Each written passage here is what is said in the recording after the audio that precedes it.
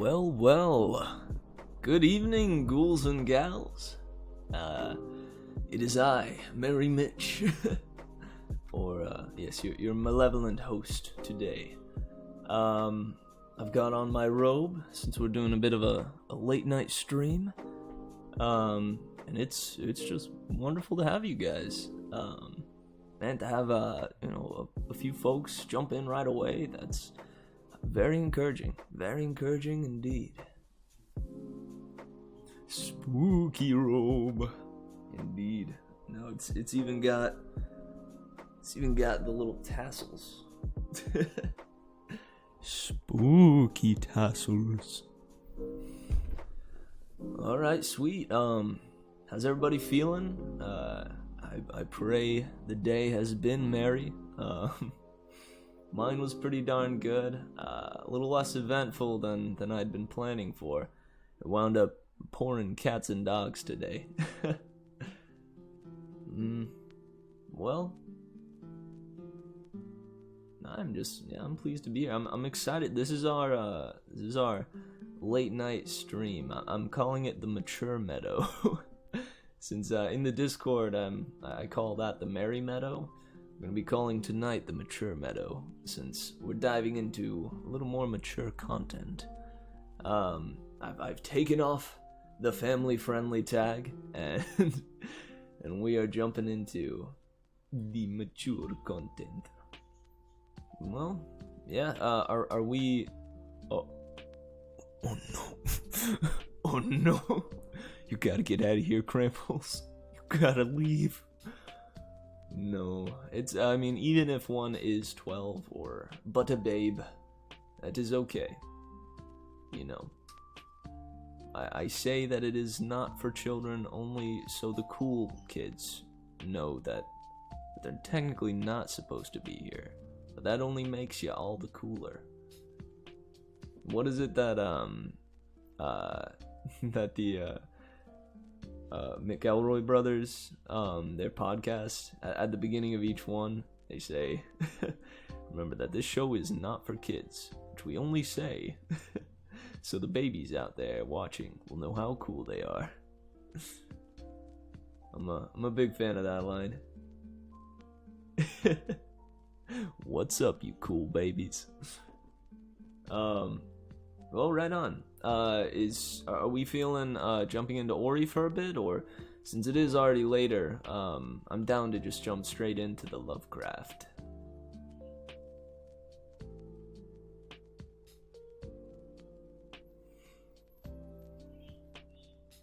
But I will give you guys a second to maybe decide on that.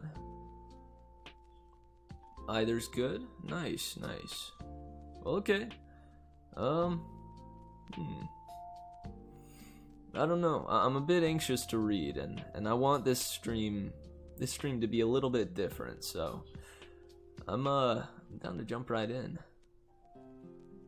All right, let's do it. Craft some love. That's a good idea.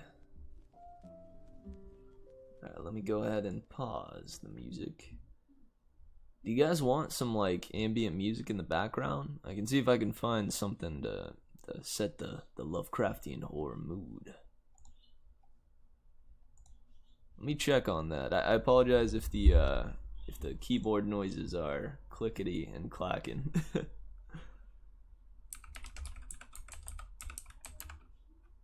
Lovecraftian music.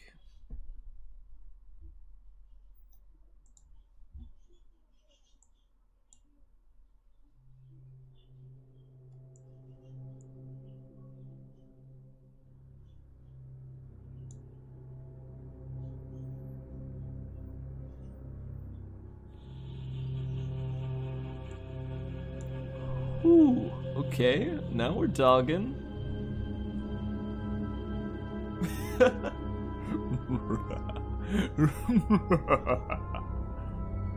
Now we are ready to dive in to the Lovecraftian horror.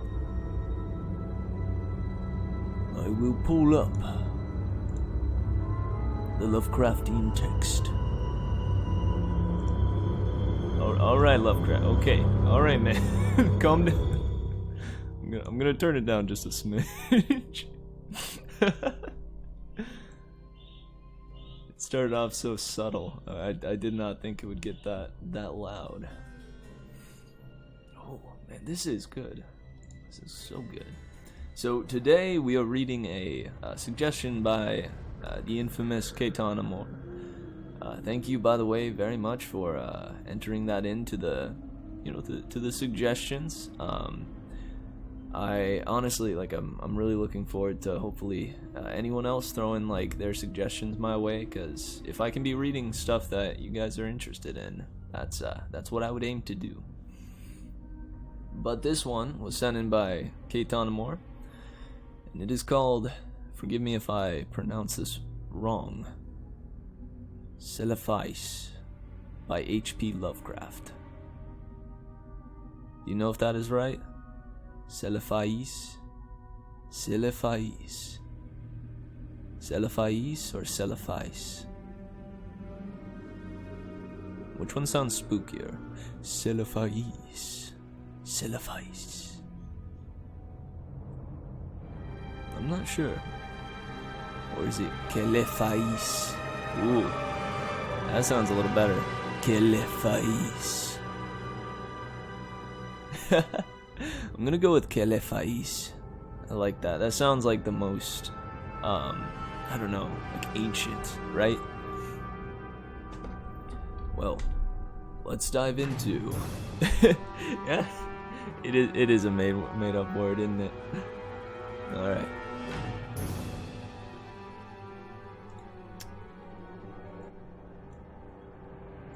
So, Celephais by H.P. Lovecraft.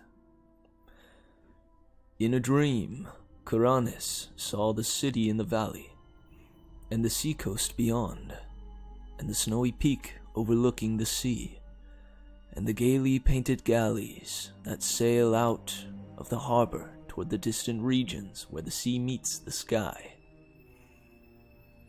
In a dream, it was also that he came by his name of Kuranes, for when awake, he was called by another name. Perhaps it was natural for him to dream a new name, for he was the last of his family, and alone among the indifferent millions of London. So there were not many to speak to him and remind him who he had been. His money and lands were gone, and he did not care for the ways of people about him, but preferred to dream and write of his dreams. What he wrote was laughed at by those to whom he shewed it, so that after a time he kept his writings to himself, and finally ceased to write.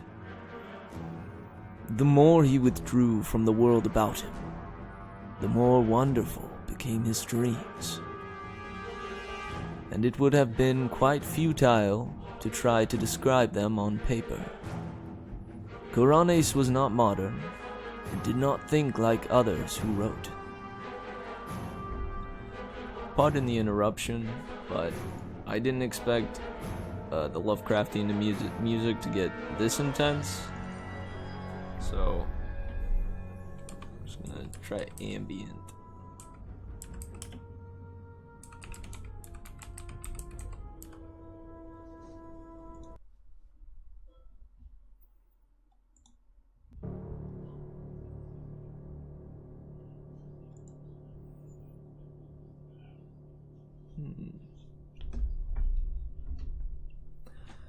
Alright, I think this may do.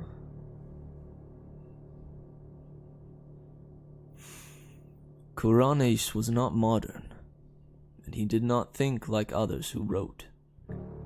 Whilst they strove to strip from life its embroidered robes of myth, and to shew in naked ugliness the foul thing that is reality, Kuranes sought for beauty alone. When truth and experience failed to reveal it, he sought it in fancy and illusion, and found it on his very doorstep, amid the nebulous memories of childhood tales and dreams.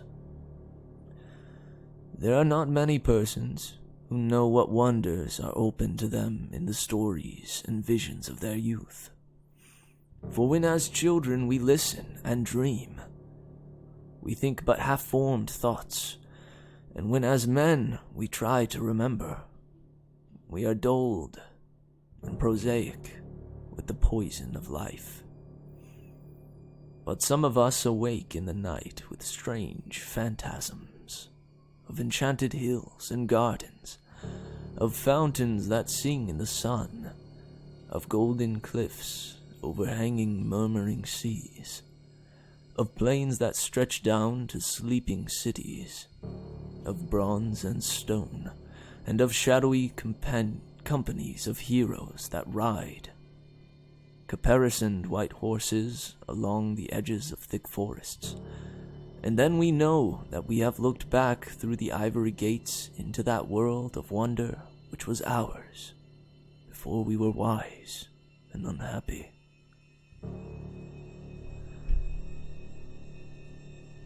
Kuranes came very suddenly upon his old world of childhood. He had been dreaming of the house where he was born, the great stone house covered with ivy, where 13 generations of his ancestors had lived, and where he had hoped to die. It was moonlight, and he had stolen out into the fragrant summer night, through the gardens, down the terraces, past the great oaks of the park, and along the long white road to the village. The village seemed very old, eaten away at the edge, like the moon which had commenced to wane, and Kuranes wondered whether the peaked roofs of the small house hid sleep or death. In the streets were spears of long grass, and the window panes on either side were either broken or filmily staring. Kuranes had not lingered, but had plodded on as though summoned toward some goal. He dared not disobey the summons, for fear it might prove an illusion, like the urges and aspirations of waking life, which do not lead to any goal. Then he had been drawn down a lane that led off from the village street towards the Channel Cliffs, and had come to the end of things, to the precipice and the abyss where all the village and all the world fell abruptly into the unechoing emptiness of infinity, and where even the sky ahead was empty and unlit by the crumbling moon and the peering stars. Faith had urged him on, over the precipice and into the gulf, where he had floated down, down, down, past dark, shapeless, undreamed dreams, faintly glowing spheres that may have been partly dreamed dreams, and laughing, winged things that seemed to mock the dreamers of all the worlds. Then a rift seemed to open in the darkness before him, and he saw the city of the valley, glistening radiantly far, far below, with a background of sea and sky, and a snow-capped mountain near the shore. Kuranes had awaked the very moment he beheld the city, yet he knew from his brief glance that it was none other than Caliphais, in the valley of Uth Nargai, beyond the Tanarian hills, where his spirit had dwelt all the eternity of an hour, one summer afternoon very long ago, when he had split away from his nurse and let the warm sea breeze lull him to sleep as he watched the clouds from the cliff near the village. He had protested then, when they had found him, waked him, and carried him home. For just as he was aroused, he had been about to sail in a golden galley for those alluring regions where the sea meets the sky. And now, he was equally resentful of awaking, for he had found his fabulous city after 40 weary years. But 3 nights after Kuranes came again to Kelafais. As before, he dreamed first of the village that was asleep or dead, and of the abyss down which one must float silently. Then the rift appeared again, and he beheld the glittering minarets of the city, and saw the graceful galleys riding an anchor in the blue harbor, and watched the ginkgo trees of Mount Iran swaying in the sea breeze. But this time he was not snatched away, and like a winged being, settled gradually over a grassy hillside, till finally his feet rested gently on the turf. He had indeed come back to the valley of Uth Nargai, and the splendid city of Kelafais. Down the hill, amid scented grasses and brilliant flowers, walked Kuranes, over the bubbling Noraxa, on the small wooden bridge where he had carved his name so many years ago, and through the whispering grove to the great stone bridge by the city gate. All was as of old, nor were the marble walls discolored, nor the polished bronze statues upon them tarnished, and Kuranes saw that he need not tremble lest the things he knew be vanished, for even the sentries on the ramparts were the same, and still as young as he remembered them. When he entered the city, past the bronze gates and over the onyx pavements, the merchants and camel drivers greeted him as if he had never been away, and it was the same at the turquoise temple of Nath Horthath, where the orchid-weathered priests told him that there is no time in Uth Nargai, but only perpetual youth. Then Kuranes walked through the street of pillars toward the seaward wall, where gathered the traders and the sailors, and strange men from the regions where the sea meets the sky. There he stayed long, gazing out over the bright harbor, where the ripples sparkled beneath an unknown sun, and where rode lightly the galleys from far places over the water. And he gazed also upon Mount Iran, rising regally from the shore, its lower slopes green with swaying trees, and its white summit touching the sky. More than ever, Kuranes wished to sail in a galley to the far places of which he had heard so many strange tales, and he sought again the captain who had agreed to carry him so long ago. He found the man, Athib, sitting on the same chest of spices he had sat upon before, and Athib seemed not to realize that any time had passed. Then the two rowed to a galley in the harbor, and giving orders to the oarsmen, commenced to sail out into the billowy Carinarian Sea that leads to the sky.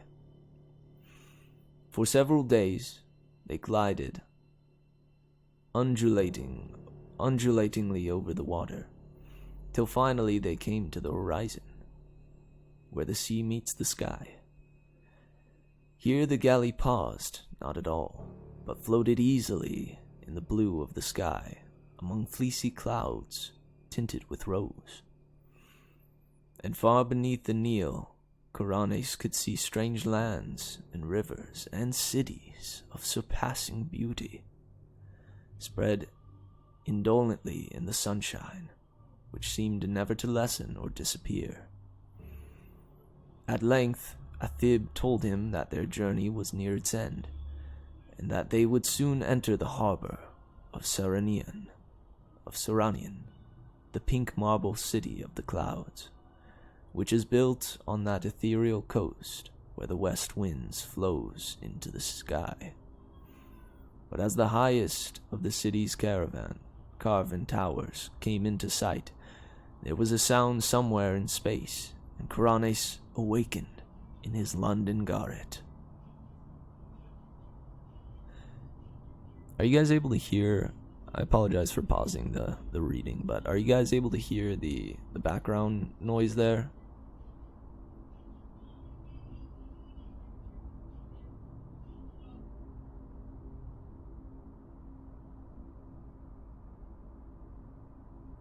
You can?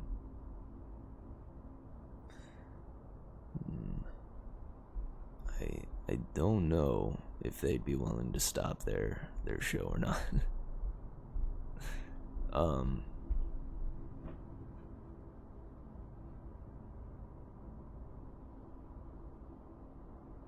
You can only hear the music. Oh, well, yeah, it's I believe they've paused for a second, but I don't know. We'll keep on going. I feel I could maybe also lower the mic volume since I'm reading a bit closer this time. I'd rather not, though. Ah, you can't hear it over me? Nice. That's good. Alright. So, Kuranes awakened in his London garret. For many months after that, Kuranes sought the marvelous city of Califais and its sky-bound galleys in vain. And though his dreams carried him to many gorgeous and unheard-of places, no one whom he met could tell him how to find Uth Nargai beyond the Tarnarian hills. One night, he went flying over dark mountains, where there were faint, lone campfires at great distances apart, and strange, shaggy herds with tinkling bells on the leaders. And in the wildest parts of this hilly country, so remote that few men could ever have seen it, he found a hideously ancient wall, or causeway of stone, zigzagging along the ridges and valleys, too gigantic ever to have risen by human hands, and of such a length that neither end of it could have been seen.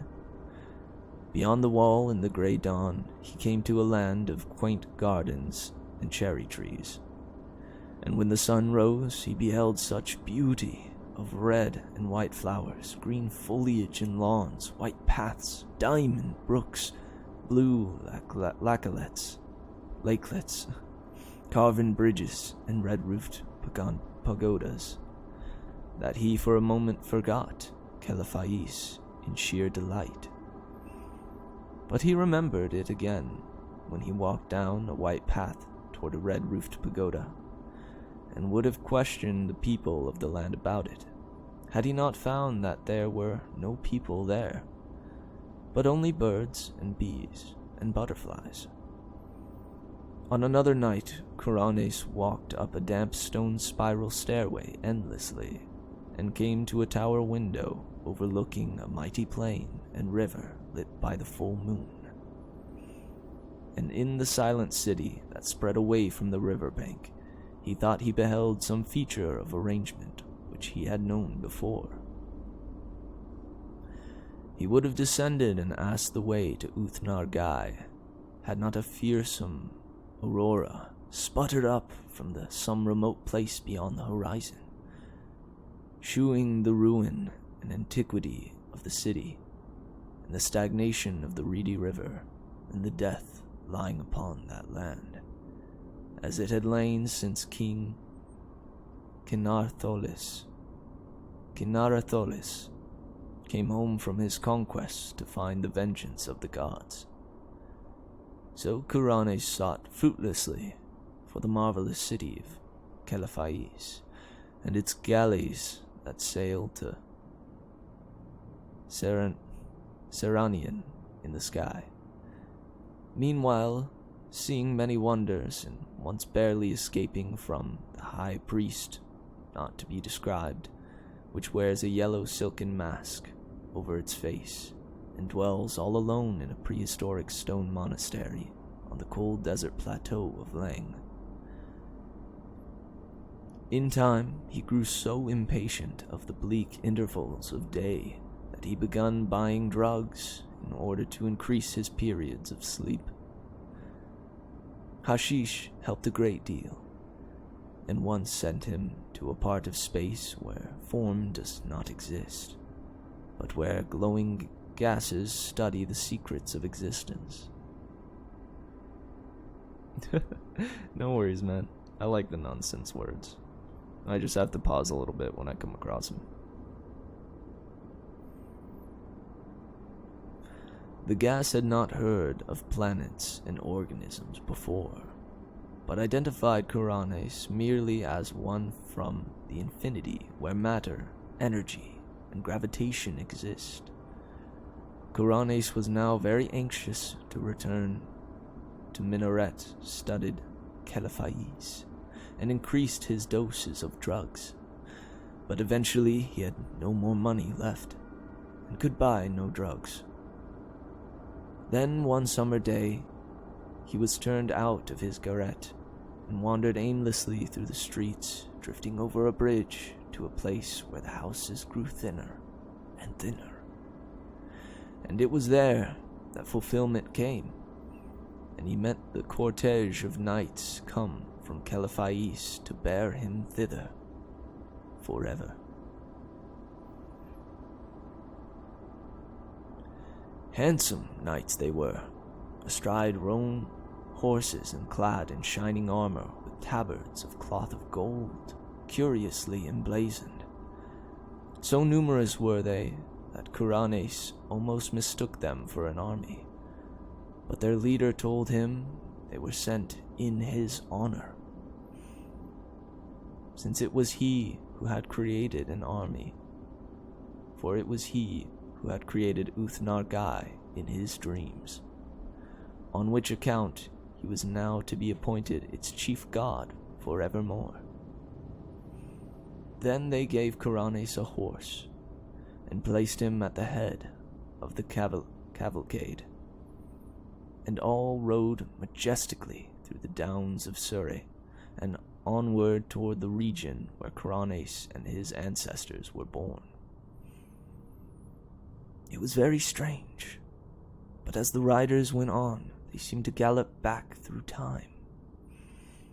For whenever they passed through a village in the twilight, they saw only such houses and villages as Chaucer or men before him might have seen. And sometimes they saw knights on horseback with small companies of retainers. When it grew dark, they traveled more swiftly, till soon they were flying uncannily as if in the air. In the dim dawn, they came upon the village which Kuranes had seen alive in his childhood, and asleep or dead in his dreams. It was now alive, and early villagers curtsied as the horsemen clattered down the street and turned off into the lane that ends in the abyss of dream. Kuranes had previously entered that abyss only at night, and wondered what it would look like by day. So he watched anxiously as the column approached its brink. Just as they galloped up the rising ground to the precipice of golden glare, came somewhere out of the east, and hid all the landscape in its effulgent draperies. The abyss was now a seething chaos of roseate and cerulean splendor, and invisible voices sang exultantly as the knight's entourage plunged over the edge and floated gracefully down past glittering clouds and silvery coruscations. Endlessly down the horsemen floated, their chargers pawing the aether as if galloping over golden sands. And then the luminous vapors spread apart to reveal a greater brightness.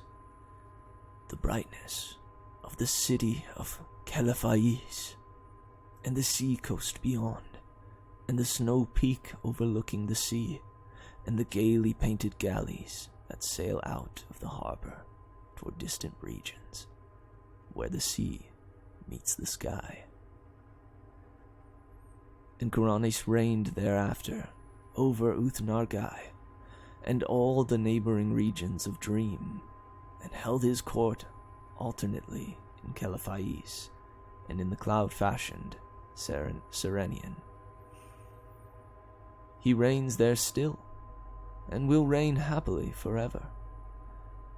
Though below the cliffs at Innsmouth the channel tides played mockingly with the body of a tramp who had stumbled through the half-deserted village at dawn. Played mockingly, and cast it upon the rocks by ivy-covered Trevor Towers, where a notably fat and especially offensive millionaire brewer enjoys the purchased atmosphere of extinct nobility.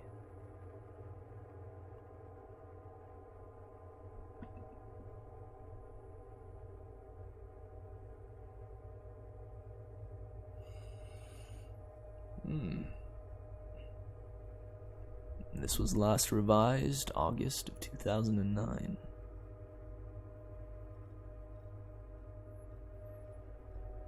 Man, what to think of that?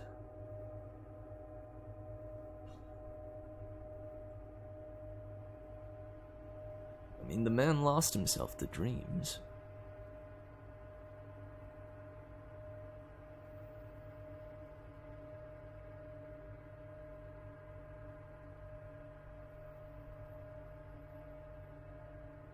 It has that air of someone abandoning reality for the fantastic, right? I, oddly enough, have some experience with that undertaking. Thankfully not these days, but...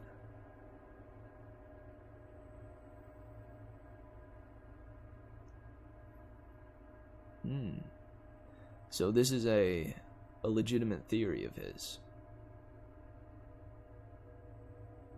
He wrote this in an effort to express why that might be a reality.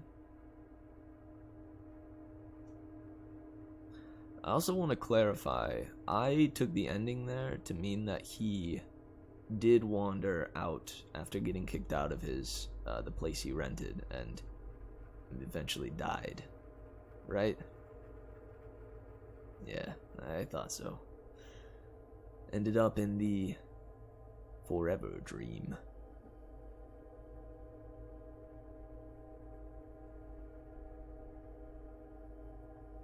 You're saying that's why it was more valuable? Because it was the eternal sleep?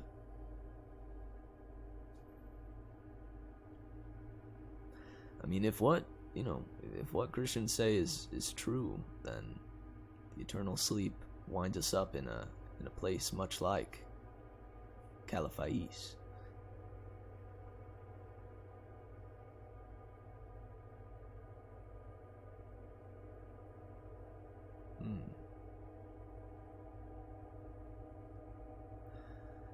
I guess it's somewhat convenient that Kuranes didn't really have much to return to in reality. That's my one thing, is that it did an incredible job of describing kind of what this dreamiverse meant to Kuranes, but it didn't go terribly deep into, that concept of of if we truly do like leave our reality for the dream, so to speak.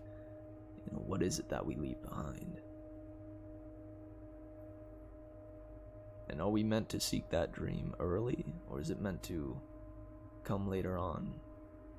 Or are we meant to seek it at all?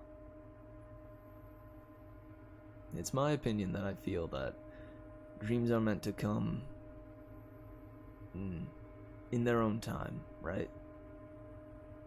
I definitely find that if I ever went to sleep thinking about like, oh, dream, come on, dream, I most likely would not wind up having a dream. It's one of those things that I feel must come naturally. I guess it went into that a bit there when it was talking about Kuranes having trouble finding Kelafais again, finding more mystifying worlds, but not being able to stumble upon Kelafais again until the fateful day.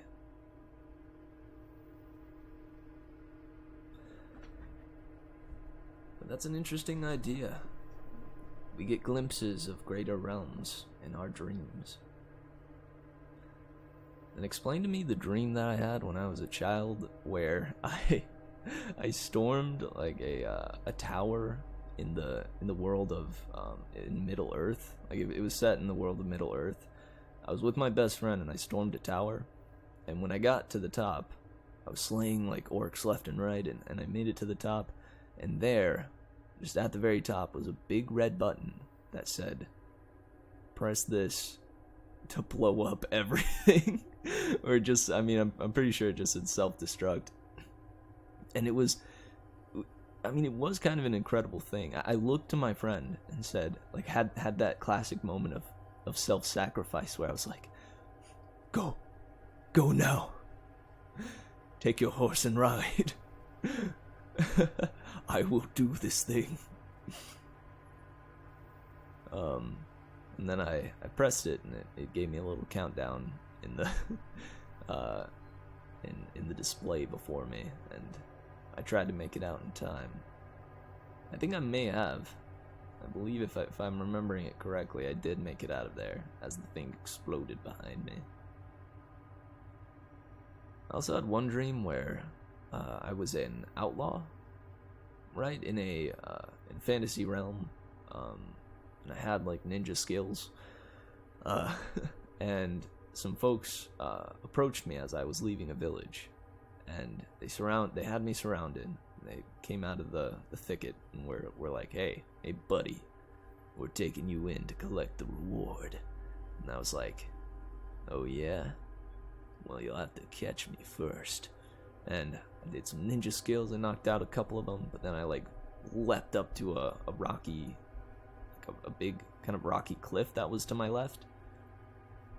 I ninja'd my way up there, but then when I looked over the edge, on the other side, it was actually like a cliff face, like a legitimate cliff face down to the waters below.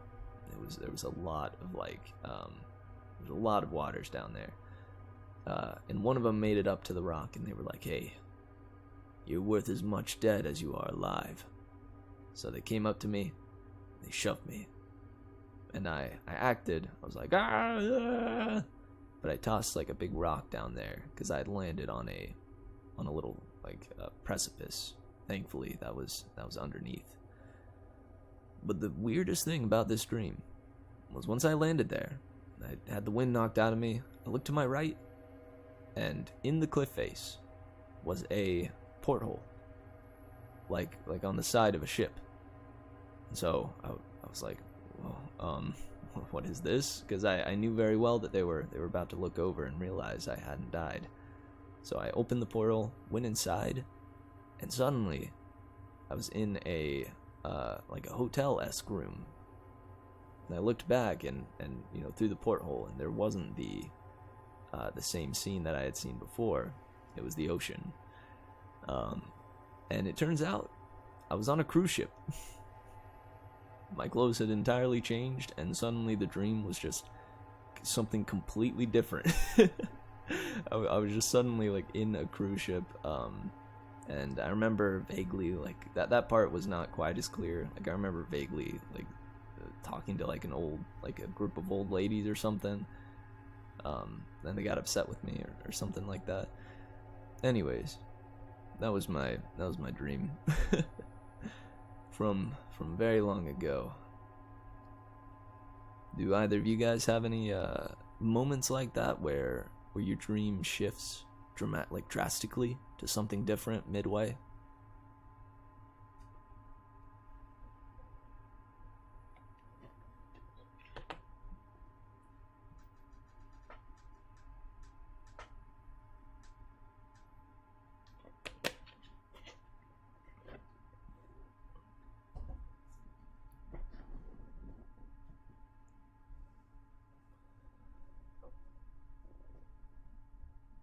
I don't know. I'll give you a second more if you if you do want to answer the question. If not, say okay. Next up, we have a few things that we could read. I have prepared a science fiction short story by Ray Bradbury. I have an old classic short story called The Monkey's Paw by W. Jacobs. And I have Premium Harmony by Stephen King.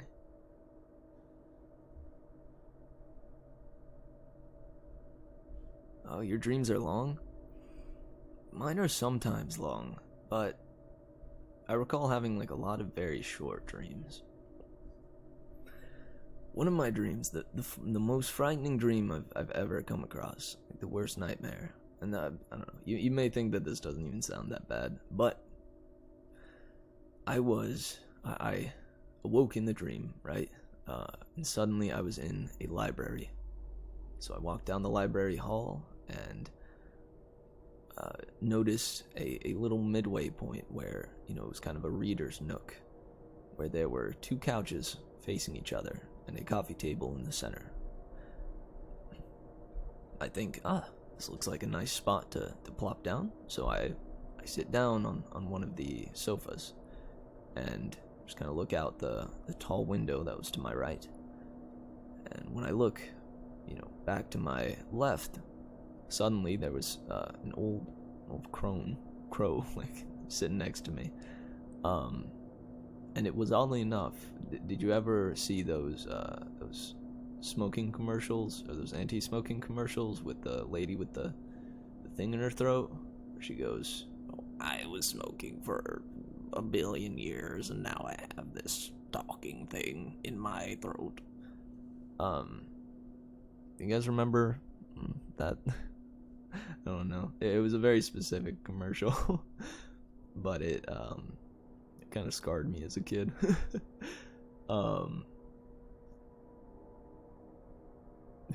Funnily enough, not enough to not smoke, but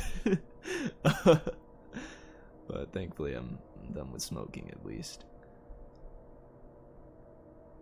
You know exactly what I'm talking about? Yeah. Well, that specific lady from the commercial was sitting next to me. And when I looked over to the left to her, I was like, oh, okay, that's odd. She just kind of appeared. And then I looked back forward, and another being had appeared. There was a very large owl, life-size owl, a little bit bigger than life-size. Think about the one from The Last Airbender in that library. And it was sitting there, just staring daggers at me. Not blinking, just staring. The old lady was staring too. She would not take her eyes off me, and would not blink either. Hey, Wan Shi Tong. Nice. You remember its name, or his name. That's tight. Anyway, so I go to speak, right? Because this scenario is strange looking back on it, but somewhat normal in the moment. So I go to speak to start up a conversation, but as I am about to talk, in the blink of an eye, the flap of a fly's wings, the lady from the commercial whips out a knife that she had been concealing and looks straight forward at the other sofa and then stabs me right into the throat where her like device would have been on me. I of course have the dagger in me and I'm desperately clawing at it, trying to breathe, and that's when I awoke. And I found when I woke up that my face had been in my pillow and I was not breathing. I woke up like, and that is the only night that I woke up with with the most intense gasp that I have ever awoken with. I never come across something like that again, but that was pretty much one of the only dreams that really stuck with me and has kind of carved out a spot in my mind. Weird stuff, but glad I could share.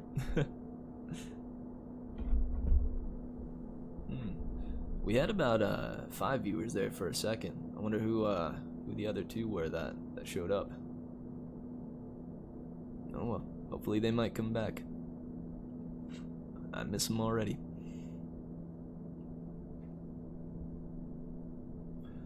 Well, guys, which story would you like to hear next? Premium Harmony by Stephen King, The Veld by Ray Bradbury, or The Monkey's Paw by W.W. Jacobs? I'm gonna leave it up to you guys. I'm gonna post the names of them in the chat.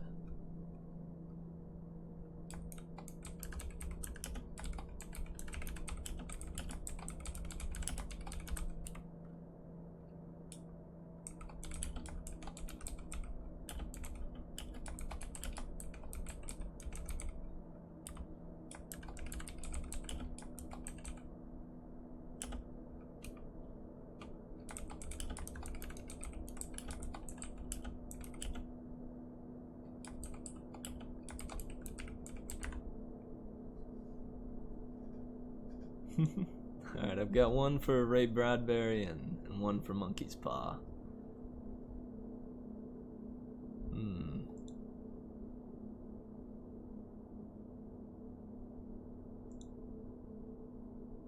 Oddly enough, Coleman, the Monkey's Paw actually has nothing to do with monkeys. I'm afraid to say.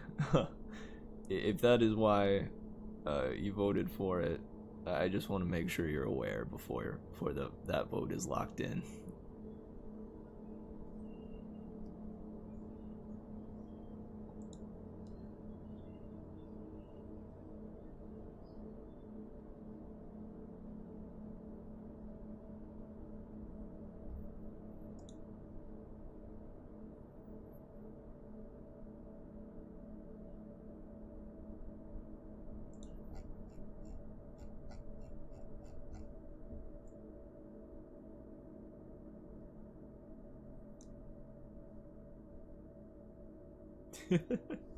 I know, it said monkey. Alright, I think I'll go with the Veld. I'm unfamiliar with the Veld, but I know a bit about the Monkey's Paw. So I'll throw in my vote and I'll vote for the Veld.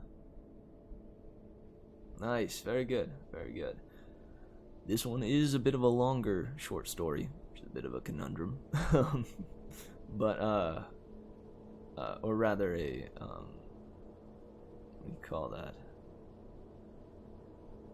A long short story, right? It's a contradiction. Sorry.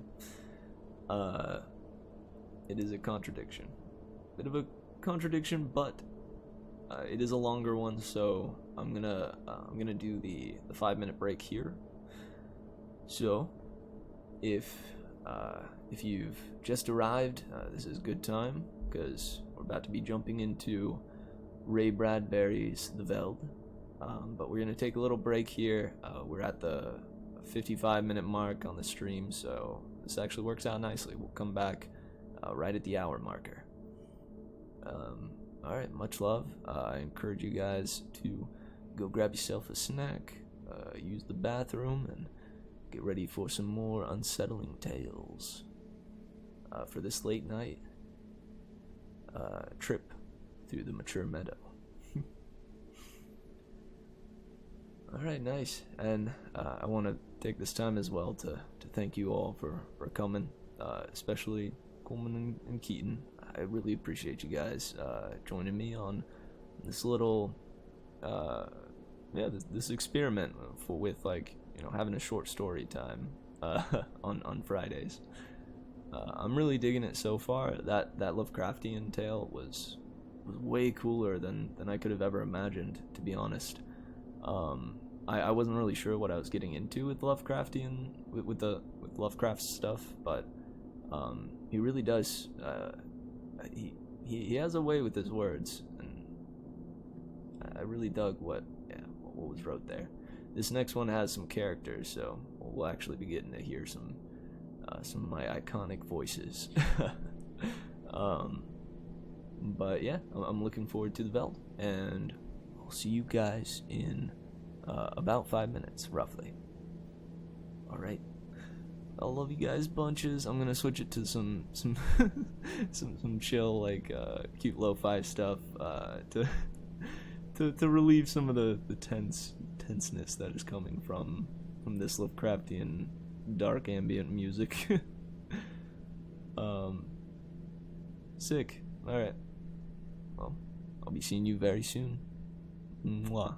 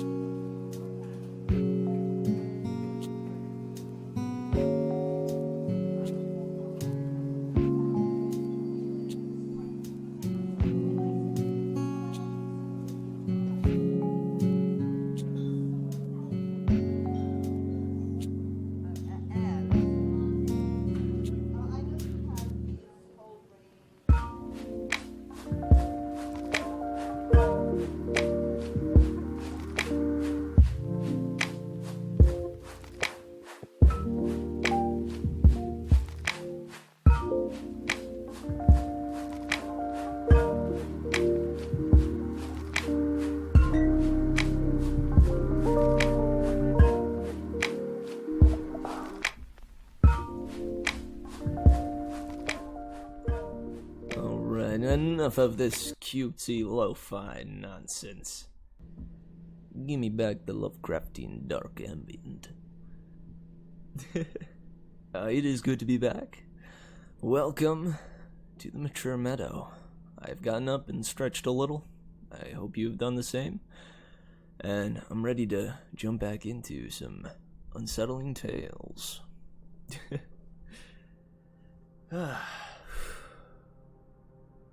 How's everybody feeling? I suppose, I don't know. Is it cool to be merry, like when reading unsettling tales? I was about to say, I hope everyone is quite merry at the moment, but I do not know if that is the right thing to say. For the essence of tonight is not merry.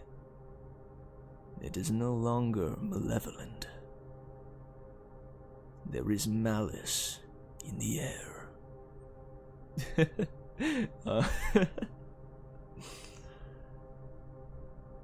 I'm switching up to Malice Mitch.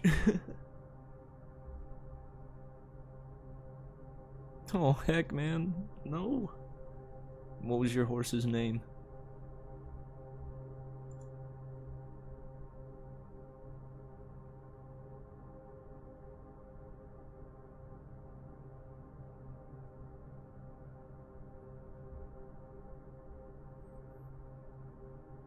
Was his name George? Gregory? Friday. Oh, heck, man, that's appropriate. Today is, in fact, Friday. Well, this one's for you, Friday.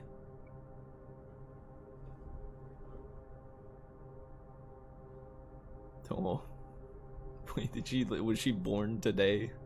Don't tell me the horse was born today. No.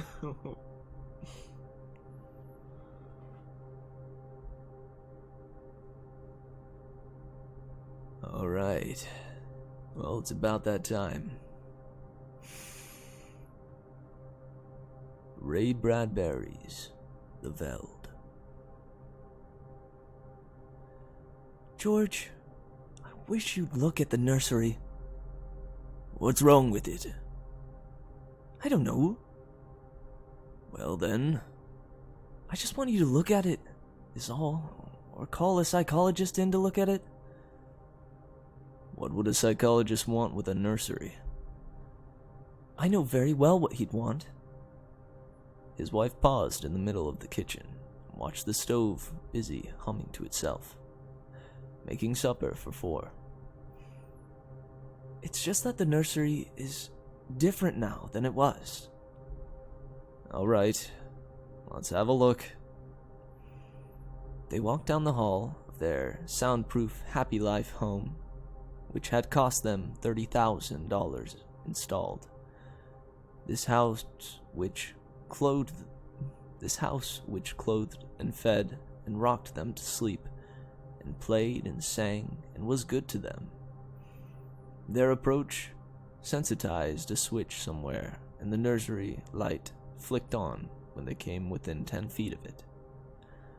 Similarly, behind them, in the halls, lights went on and off as they left them behind, with a soft automaticity.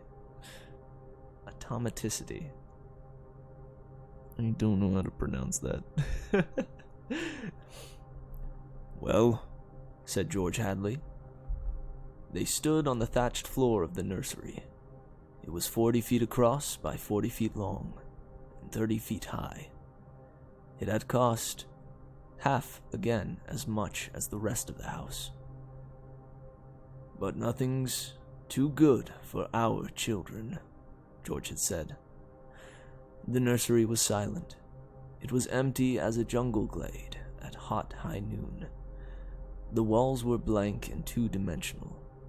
Now, as George and Lydia Hadley stood in the center of the room, the walls began to purr and recede into crystalline distance. It seemed, and presently an African veld appeared, in 3 dimensions on all sides. in color, reproduced to the final pebble and bit of straw. The ceiling above them became a deep sky with a hot yellow sun. George Hadley felt the perspiration start on his brow. "Let's get out of this sun," he said. "This is a little too real. But I don't see anything wrong." "Wait a moment. You'll see," said his wife. Now the hidden adoraphonics were beginning to blow a wind of odor at lion grass, the cool green smell of the hidden waterhole, the great rusty smell of animals, the smell of dust like red paprika in the hot air. And now the sounds. The thump of distant antelope feet on grassy sod, the papery rustling of vultures. A shadow passed through the sky. The shadow flickered on George Hadley's upturned, sweating face. "Filthy creatures." "Oh, filthy creatures." Nope. "Filthy creatures," he heard his wife say. "The vultures. You see, there are lions far over that way. Now they're on their way to the waterhole." "They've just been eating," said Lydia. "I don't know what." "Some animal?" George Hadley put his hand up to shield off the burning light from his squinted eyes. "A zebra, or a baby giraffe, maybe." "Are you sure?" His wife sounded peculiarly tense. "Oh man, thank you, thank you, Pierre's Plays. Goodness, howdy howdy." Welcome to Merry Mitch's Mature Meadow Night, where normally I read a various, or no, sorry, not a variety. Normally I read Percy Jackson the Lightning Thief for about 1.5 hours or 2 hours a night, but on Fridays we're trying out a thing where we read unsettling tales, or short stories from, various folks. We just got finished with a Lovecraftian tale, Califais, and it was pretty darn interesting. It was a tale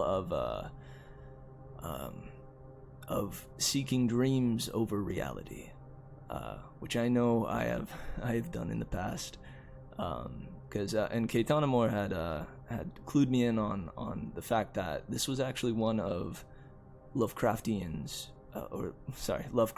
theories, was that we are able to tap into dreams, or in our dreams we are able to tap into greater realms, which was pretty interesting, pretty fantastic. So now we're not too far into The Veld by Ray Bradbury. I'm enjoying it so far. Supposedly George and Lydia Hadley have walked into the nursery area of their happy home, futuristic happy home that takes care of them and feeds them and does everything for them. But man, it is good to see you guys. I've gotten my robe on for for the special occasion, and that's really incredible. What were you guys just up to? I hope you don't mind me pausing the hope you don't mind me pausing the reading for a second. I'm curious. What was Pierre's Plays up to?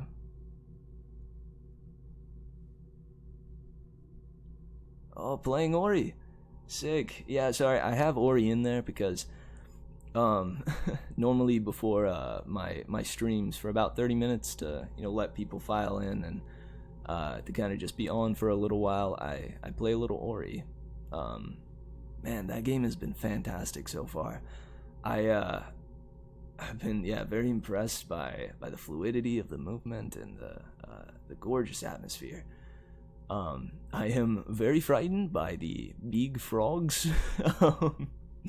They're honestly terrifying. I remember in my last stream I was commenting on the fact that I am more scared of the leaping, like stomping frogs than I was the spiders in the second area.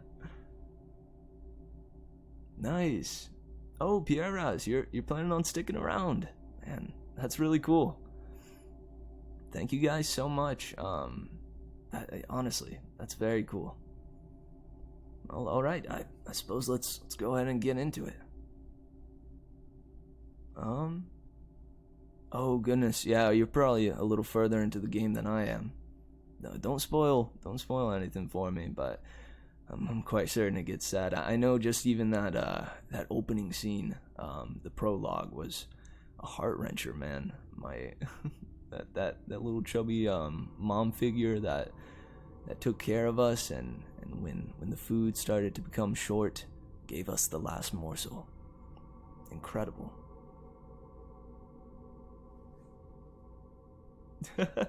I know, I'm not too fond of spiders either, but when they're in a video game, it's not that bad. But the frogs have a way of startling me every single time. Just the way that they just sit there, and then I think it's the sound effects that really does it. I also believe that whenever you take something that is more innocent, like a beautiful little frog, such an innocent creature like a frog, and give it a purple hue and malice as its intent, it really ups the ante on the fear factor.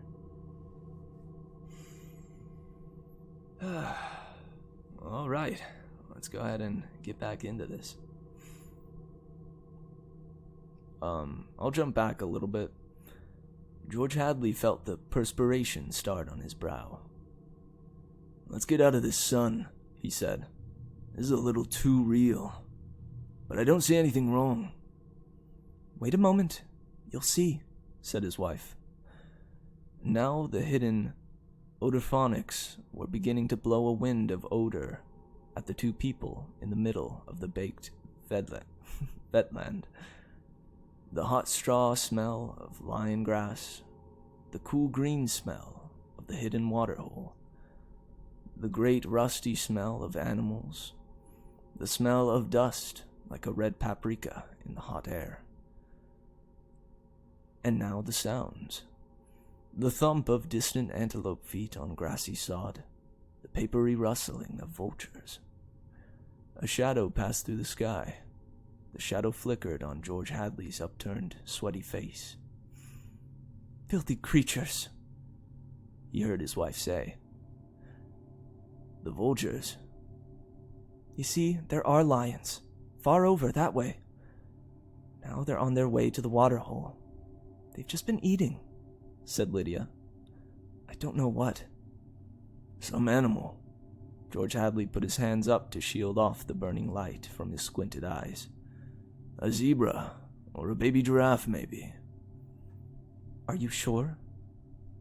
His wife sounded peculiarly tense. "No, it's a little late to be sure," he said, amused. "Nothing over there, I can see, but cleaned bone. The vultures dropping for what's left." "Did you bear that scream?" Oh, there's a typo here, my bad. "Did you hear that scream?" she asked. "No." "About a minute ago." "Sorry, no." The lines were coming, and again George Hadley was filled with admiration for the mechanical genius who had conceived this room. The miracle of efficiency selling for an absurdly low price. Every home should have one. Oh, occasionally they frightened you with their clinical accuracy. They startled you, gave you a twinge, but most of the time, what fun for everyone. Not only your own son and daughter, but for yourself, when you felt like a quick jaunt to a foreign land, a quick change of scenery. Well, here it was. And here were the lions now, 15 feet away, so real, so feverishly and startlingly real, that you could feel the prickling fur on your hand.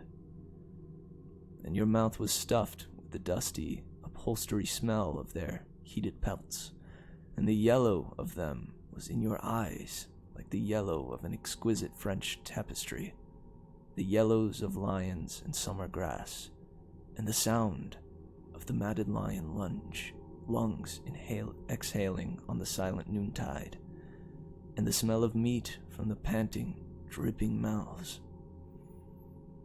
The lion stood looking at George and Lydia Hadley with terrible green-yellow eyes. "Watch out!" screamed Lydia. The lions came running at them. Lydia bolted and ran. Instinctively, George sprang after her.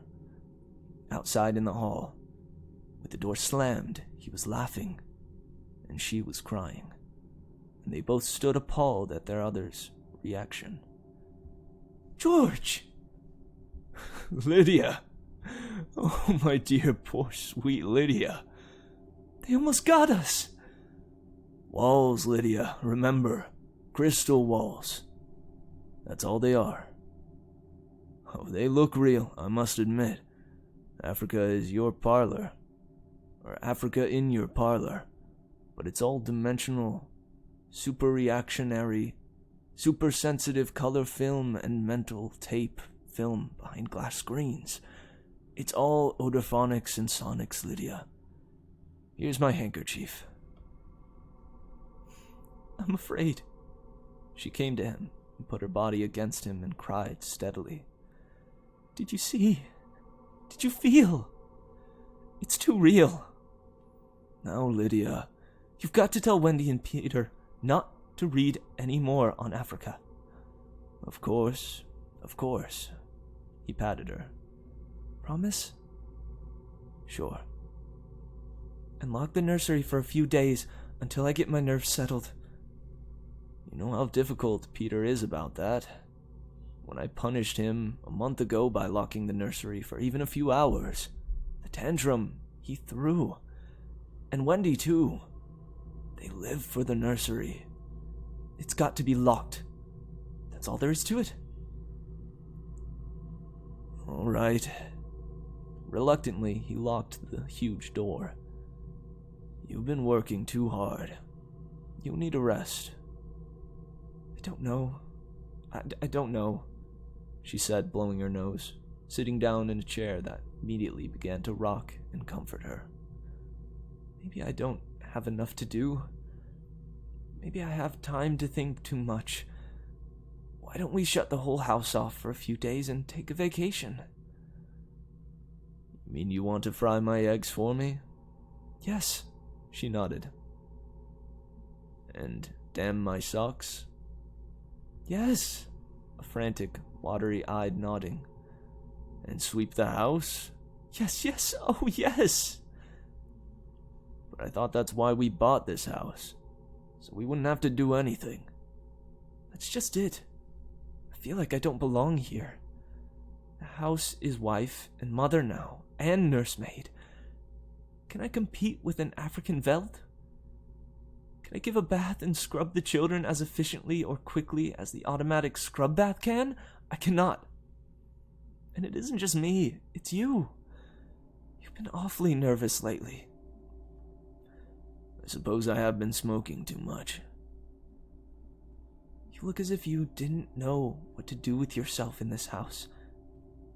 You smoke a little more every morning and drink a little more every afternoon, and need a little more sedative every night. You're beginning to feel unnecessary, too." "Am I?" He paused, tried to feel into himself and see what was really there. "Oh, George!" She looked beyond him at the nursery door. "Those lions can't get out of there, can they?" He looked at the door and saw a tremble, as if something had jumped against it from the other side. "Of course not," he said. At dinner, they ate alone, for Wendy and Peter were at a special plastic carnival across town. Bad television, home, Gotcha, my bad. Another typo. For some reason, a lot of the H's and B's are replaced in this PDF. For Wendy and Peter were at a special plastic carnival across town and had televised home to say they'd be late. Sorry, I'm confused by that sentence.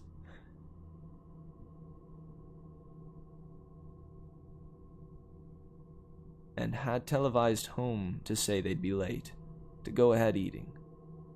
So George Hadley, bemused, sat watching the dining room table produce warm dishes of food from its mechanical interior.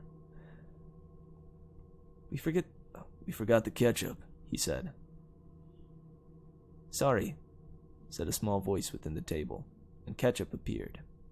As for the nursery, thought George Hadley, it won't hurt for the children to be locked out of it for a while. Too much of anything isn't good for anyone. And it was clearly indicated that the children had been spending a little too much time on Africa. That sun, he could feel it on his neck still, like a hot paw, and the lions, and the smell of blood. Remarkable how the nursery caught the telepathic emanations of the children's minds, created life to fill their every desire. The children thought lions, and there were lions. The children thought zebras, and there were zebras. Sun, sun. Giraffes, giraffes. Death, and death. At last, he chewed tastelessly on the meat that the table had cut for him. Death thoughts. They were awfully young. Wendy and Peter. They were awfully young for death thoughts. Or no, you were never too young, really. Long before you knew what death was, you were wishing it on someone else. When you were 2 years old, you were shooting people with cap pistols. But this, the long, hot African veld, the awful death in the jaws of a lion, and repeated again and again. Where are you going? He didn't answer Lydia, preoccupied. He let the lights glow softly on ahead of him, extinguished behind him as he paced to the nursery floor. He listened against it. Far away, a lion roared. He unlocked the door and opened it. Just before he stepped inside, he heard a faraway scream, and then another roar from the lions, which subsided quickly. He stepped into Africa. How many times in the last year had he opened this door and found Wonderland, Alice, the Mock Turtle, or Aladdin and his magic lamp, or Jack Pumpkinhead of Oz, or Dr. Dolittle, or the cow jumping over a very real-appearing moon, all the delightful contraptions of a make-believe world. How often had he seen Pegasus flying in the sky ceiling, or seen fountains of red fireworks, or heard angel voices singing. But now is yellow, hot Africa, this bake oven with murder in the heat. Perhaps Lydia was right. Perhaps they needed a little vacation from the fantasy, which was growing a bit too real for a 10-year-old child. It was all right to exercise one's mind with gymnastic fantasies, but when the lively child mind settled on one pattern, it seemed that, at a distance, for the past month he had heard lions roaring, and smelled their strong odor seeping as far away as his study door. But being busy, he had paid it no attention. George Hadley stood on the African grasslands alone. The lion looked up from their feeding, watching him.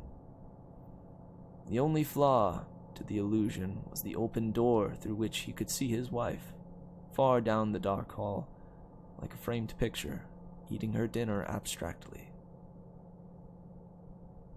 "Go away," he said to the lions. They did not go. He knew the principle of the room exactly. You sent out your thoughts, whatever you thought would appear.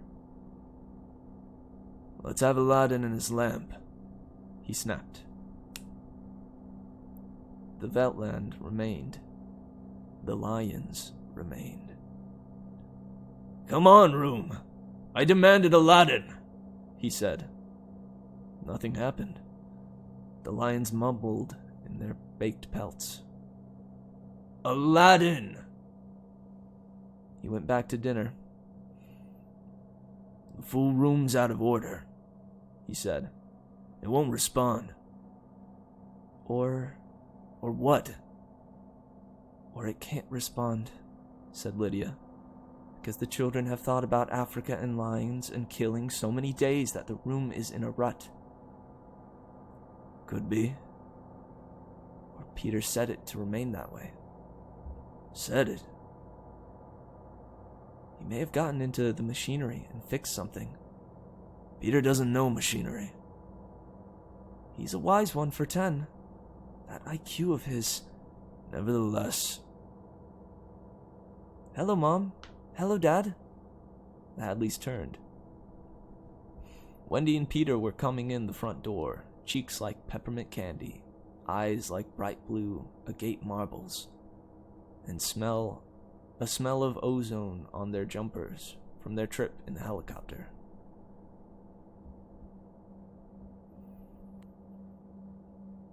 "You're just in time for supper," said both parents. "We're full of strawberry ice cream and hot dogs," said the children, holding hands. "But we'll sit and watch." "Yes, come tell us about the nursery," said George Hadley. The brother and sister blinked at him, and then at each other. "Nursery?" "All about Africa and everything," said the father with false joviality. "Oh, all about Africa and everything," said the father with false joviality. "I don't understand," said Peter.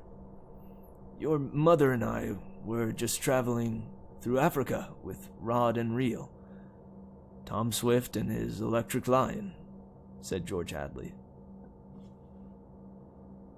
"There is no Africa in the nursery," said Peter simply. "Oh, come now, Peter. We know better." "I don't remember any Africa," said Peter to Wendy. "Do you?" "No." "Run, see, and come tell." She obeyed. "Wendy, come back here," said George Hadley, but she was gone. The house lights followed her like a flock of fireflies. Too late, he realized he had forgotten to lock the nursery door after his last inspection. "Wendy'll look and come tell us," said Peter. "She doesn't have to tell me. I've seen it." "I'm sure you're mistaken, Father." "I'm not, Peter. Come along now." But Wendy was back. "It's not Africa," she said breathlessly. "We'll see about this," said George Hadley.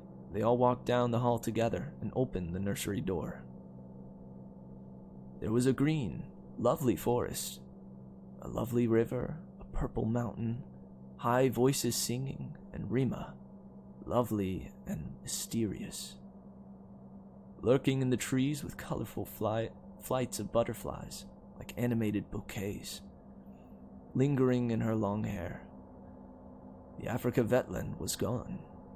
The lions were gone. Only Rima was here now, singing a song so beautiful that it brought tears to you. George Hadley looked in at the changed scene. "Go to bed," he said to his children. They opened their mouths. "You heard me," he said. They went off to the air closet, where a wind sucked them like brown leaves up the flue to their slumber rooms. George Hadley walked through the singing glade and picked up something that lay in the corner near where the lines had been. He walked slowly back to his wife. "What is that?" she asked. "An old wallet of mine," he said. She showed it to her. He showed it to her. The smell of hot grass was on it, and the smell of a lion. There were drops of saliva on it. It had been chewed, and there were blood smears on both sides. He closed the nursery door and locked it tight. In the middle of the night, he was still awake, and he knew his wife was awake. Do you think Wendy changed it? He said at last in the dark room. Of course. Made it from a veld into a forest, and put Rima there instead of lions? Yes. Why? I don't know. But it stayed locked until I find out. But it's staying locked until I find out.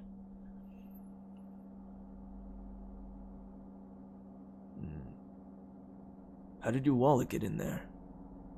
Or how did your wallet get in there? I don't know anything, he said, except that I'm beginning to be sorry we bought that room for the children. If children are neurotic at all, a room like that, it's supposed to help them work off their neurosis in a healthful way. I'm starting to wonder. He stared at the ceiling. We've given the children everything they ever wanted.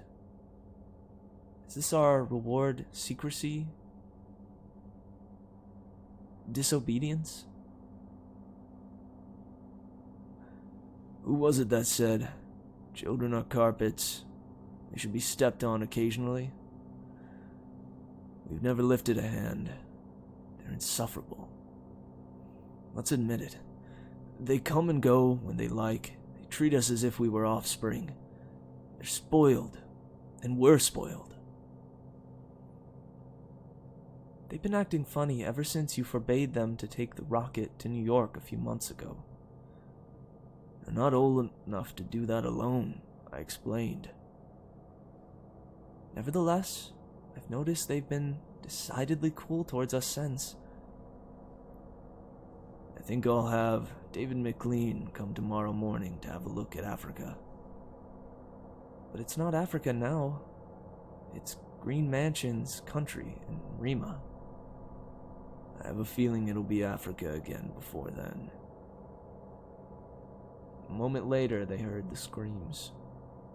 2 screams. 2 people screaming from downstairs. And the roar of lions. Wendy and Peter aren't in their rooms, said his wife. He lay in his bed with his beating heart. No, he said. They've broken into the nursery. Those screams. They sound familiar. Do they? Yes, awfully. And although their beds tried very hard, the 2 adults couldn't be rocked to sleep for another hour. A smell of cats was in the night air. Father, said Peter. Yes? Peter looked at his shoes. He never looked at his father anymore, nor at his mother. You aren't going to lock up the nursery for good, are you? That all depends. On what? Snapped Peter. On you and your sister. If you intersperse this Africa with a little variety, Sweden perhaps, or Denmark, or China. I thought we were free to play as we wished. You are, with reasonable bounds. What's wrong with Africa, Father? Oh, so now you admit you have been conjuring up Africa, do you? I wouldn't want the nursery locked up, said Peter coldly. Ever. Matter of fact, we're thinking of turning the whole house off for about a month. Live sort of carefree, a carefree one-for-all existence. That sounds dreadful. Would I have to tie my own shoes instead of letting the shoe tire do it? And brush my own teeth and comb my hair and give myself a bath? would be fun for a change, don't you think? No, it would be horrid. I didn't like it when you took out the picture painter last month. That's because I wanted you to learn to paint all by yourself, son. I don't want to do anything but look and listen and smell. What else is there to do? All right. Go play in Africa. Will you shut off the house sometime soon? We're considering it. I don't think you'd better consider it any more, Father. I won't have any threats from my son. Very well. And Peter strolled off to the nursery. Am I on time? Said David McLean. Breakfast? Asked George Hadley. Thanks, I had some. What's the trouble? David, you're a psychologist. I should hope so. Well then, have a look at our nursery. You saw it a year ago when you dropped by. Did you notice anything peculiar about it then? Can't say I did. The usual violences, a tendency towards a slight paranoia here or there, usually in children because they feel persecuted by parents constantly, but, really nothing. Then they walked down the ball. I locked the nursery up, explained the father, and the children broke back into it during the night. I let them stay so they could form the patterns for you to see. There was a terrible screaming from inside the nursery. There it is, said George Hadley. See what you make of it. They walked in on the children without rapping. The screams had faded. The lions were feeding. Run outside a moment, children, said George Hadley. No, don't change the mental combination. Leave the walls as they are. Get! With the children gone, the two men stood studying the lions, clustered at a distance, eating with great relish whatever it was they had caught. I wish I knew what it was, said George Hadley. Sometimes I can almost see. Do you think if I brought high-powered binoculars here and... David McLean laughed dryly. Hardly. He turned to study all four walls. How long has this been going on? A little over a month. Certainly doesn't feel good. I want facts, not feelings. My dear George, a psychologist never saw a fact in his life. He only hears about feelings, vague things. This doesn't feel good, I tell you. Trust my hunches and my instincts. I have a nose for something bad. This is very bad. My advice to you is to have the whole damn room torn down, and your children brought to me every day during the next year for treatment. Is that bad? I'm afraid so. One of the original uses of these nurseries was so that we could study the patterns left on the walls by the children's mind. Study at our leisure and help the children. In this case, however, the room has become a channel toward destructive thoughts, instead of a release away from them. Didn't you sense this before? I sensed only that you had spoiled your children more than most, and now you're letting them down in some way. What way? I wouldn't let them go to New York. What else? I've taken a few machines from the house and threatened them a month ago with closing up the nursery unless they did their homework. I did close it a few days to show I meant business. Aha! Does that mean anything? Everything. Where before they had a Santa Claus, now they had a Scrooge. Children prefer Santas. You've let this room and this house replace you and your wife in your children's affections.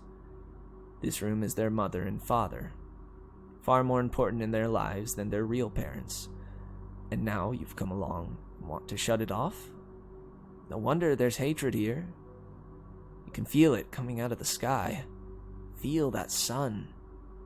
George, you'll have to change your life. Like too many others, you've built it around creature comforts. Why, you'd starve tomorrow if something went wrong in your kitchen. You wouldn't know how to tap an egg. Nevertheless, turn everything off. Start new. It'll take time. But we'll make good children out of bad in a year. Wait and see. But won't the shock be too much for the children? Shutting the room up abruptly for good? I don't want them going any deeper into this. That's all. The lines were finished with their red feast. The lines were standing on the edge of the clearing watching the two men. Now I'm feeling persecuted, said McLean. Let's get out of here. I never have cared for those damned rooms. Make me nervous. The lines look real, don't they? Said George Hadley. I don't suppose there's any way... What? That they could become real? Not that I know. Some flaw in the machinery? A tampering or something? No. They went to the door. I don't imagine the room will like being turned off, said the father. Nothing ever likes to die. Even a room. I wonder if it hates me for wanting to switch it off. Paranoia is thick around here today, said David McLean. You can follow it like a spore. Hello. He bent and picked up a bloody scarf. This yours? No. George Hadley's face was rigid. It belongs to Lydia. They went to the fuse box together and threw the switch that killed the nursery. The two children were in hysterics. They screamed and pranced, threw things. They yelled and sobbed and swore and jumped at the furniture. You can't do that to the nursery! You can't! Now, children. The children flung themselves onto a couch weeping. George, said Lydia Hadley, turn on the nursery. Just for a few moments. You can't be so abrupt. No. You can't be so cruel. Lydia, it's off. And it stays off. And the whole damn house dies as of here and now. The more I see of the mess we've put ourselves in, the more it sickens me. We've been contemplating our mechanical, electronic navels for too long. My God, we need a breath of honest air. And he marched about the house, turning off the voice clocks, the stoves, the heaters, the shoe shiners, the shoelacers, the body scrubbers and swabbers and massagers, and every other machine he could put his hands to. The house was full of dead bodies, it seemed. It felt like a mechanical cemetery. So silent. None of the humming, hidden energy of machines waiting to function at the tap of a button. Don't let them do it! Wailed Peter at the ceiling, as if he was talking to the house, the nursery. Don't let Father kill everything! He turned to his father. Oh, I hate you! Insults won't get you anywhere. I wish you were dead! We were, for a long while. Now we're going to really start living. Instead of being handled and massaged, we're going to live. Wendy was still crying, and Peter joined her again. Just a moment. Just a moment. Just another moment of nursery. They wailed. Oh, George, said the wife. It can't hurt. All right. If they'll just shut up. 1 minute. Mind you. And then off forever. Daddy, Daddy, Daddy, sang the children, smiling with wet faces. And then we're going on vacation? Sorry.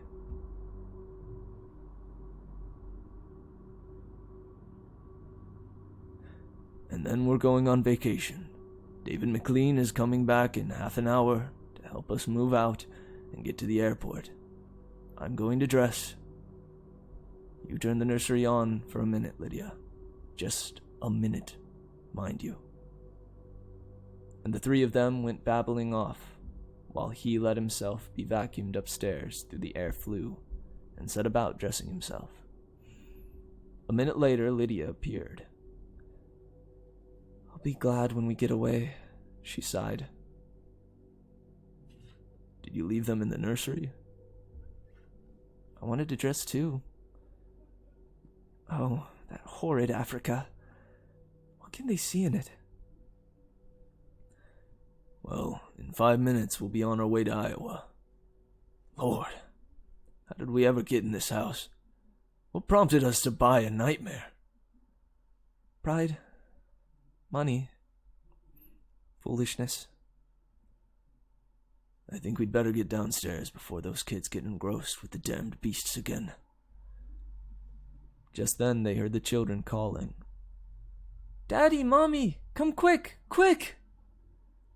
Then went downstairs in the air flue and ran down the hall.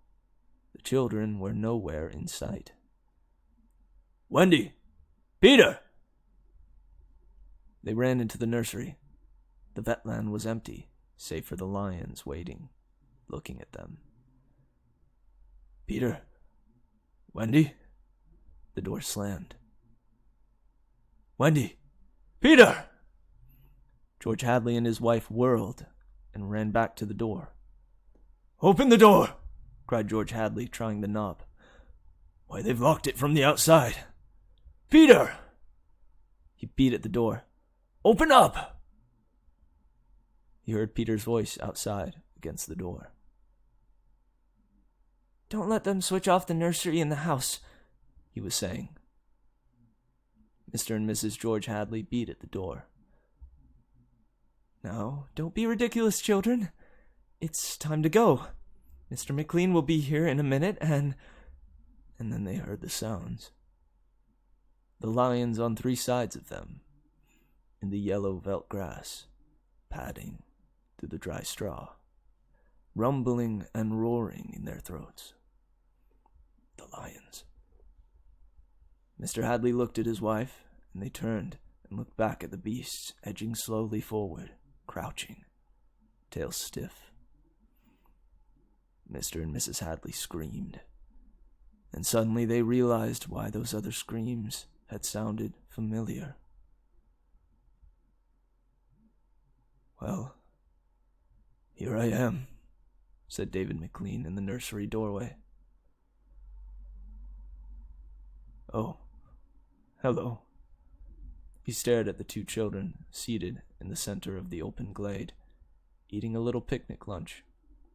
Beyond them was the waterhole and the yellow vetland. Above was the hot sun.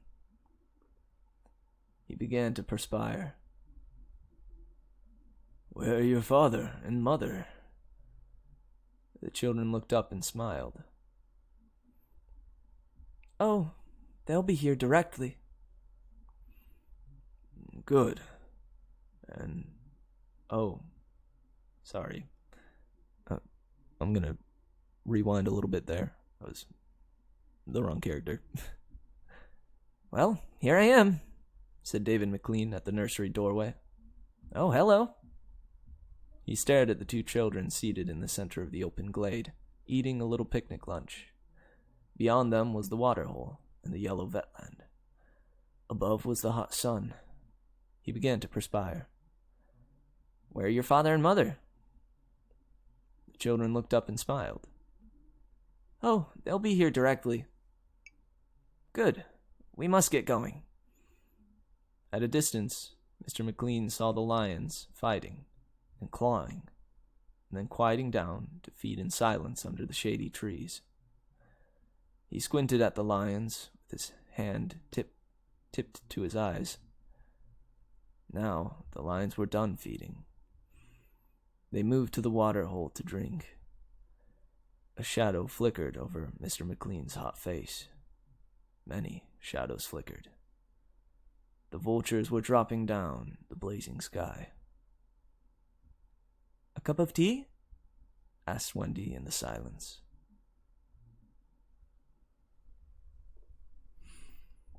And that's the end of The Veld by Ray Bradbury. Man.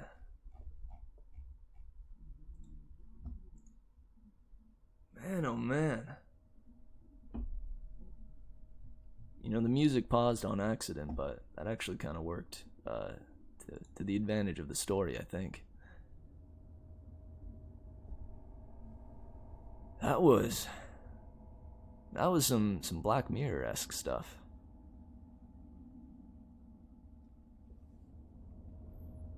Goodness. I mean, I don't know, you get what happened there, right, guys? The children had been replaying their parents' murder over and over again for ages, or for a long time. That is intense.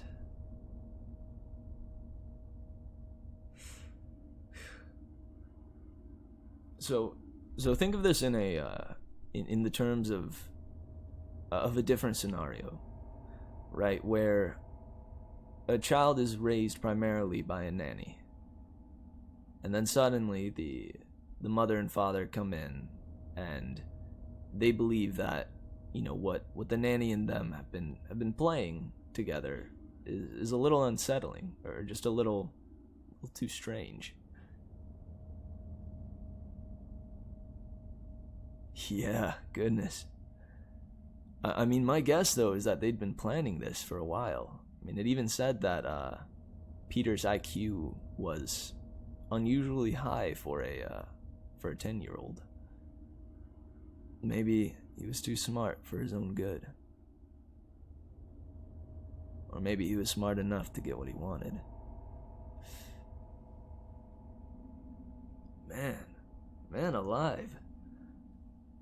That was really freaking cool. I don't know. I can speak more on my thoughts, but I'm certainly curious as to what you guys think. And also, thank you again, Pierre As Plays, for sticking around. Again, I just want to mention how cool it was to have you raid me and then stick around for the story. It means a lot. It really does. Well, let's go back to that hypothetical, right? I'm trying to think if this might have happened in real life before, and then sorry, not this exact scenario, but thank you. You're very, very welcome. I was more than happy to share this one with you. I'd never read it before, but I was happy to experience the thrill alongside you. If you want to stick around, I think we may be reading a Stephen King short story in a little bit.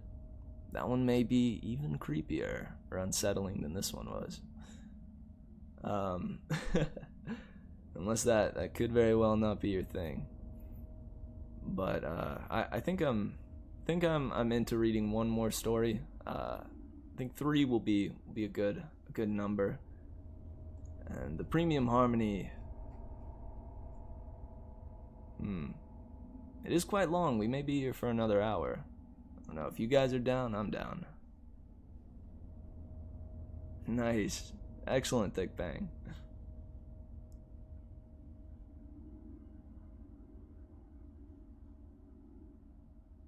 Yeah, the relationships between a parent and a child. I mean, it really does forge the character of a child. You know, depending on how the parents treat them, or rather, if they don't treat them at all. Even that can be, you know, impactful. I'm certain, I'm immensely grateful I didn't have this in my own life, but I know a couple of folks that didn't have their parents present growing up, and even that, you know, that really can cause a fair amount of suffering and pain, which can lead to unfortunate choices on the kid's side.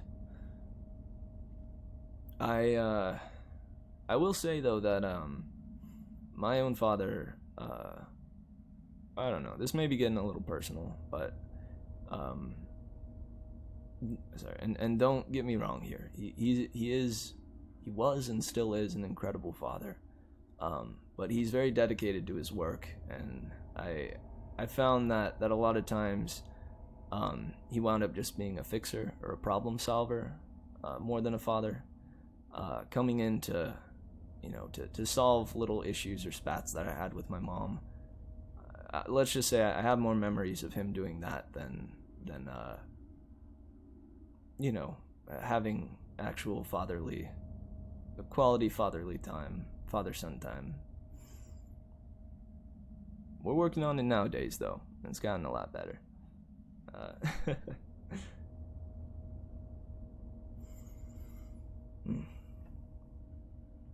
Yeah, sorry. Just that thought of, child and parent relationship got me thinking about my own folks.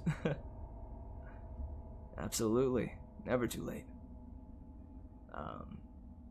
Yeah, no, I'm honestly proud of the work that my folks and I have done. Actually, this entire show here, Merry Mitch, started because of an idea I had to help me and my folks grow closer together. While I was staying with them during the quarantine, I was looking for things to do with them, of course. So I thought about how my mom used to read to me when I was younger, and I had the thought that, well, we watch shows together, but what if I, in an effort to practice my pursuits of voice acting and spend some quality time with them, what if I read to them? Taking the job that my mother once had, of reading to me at night.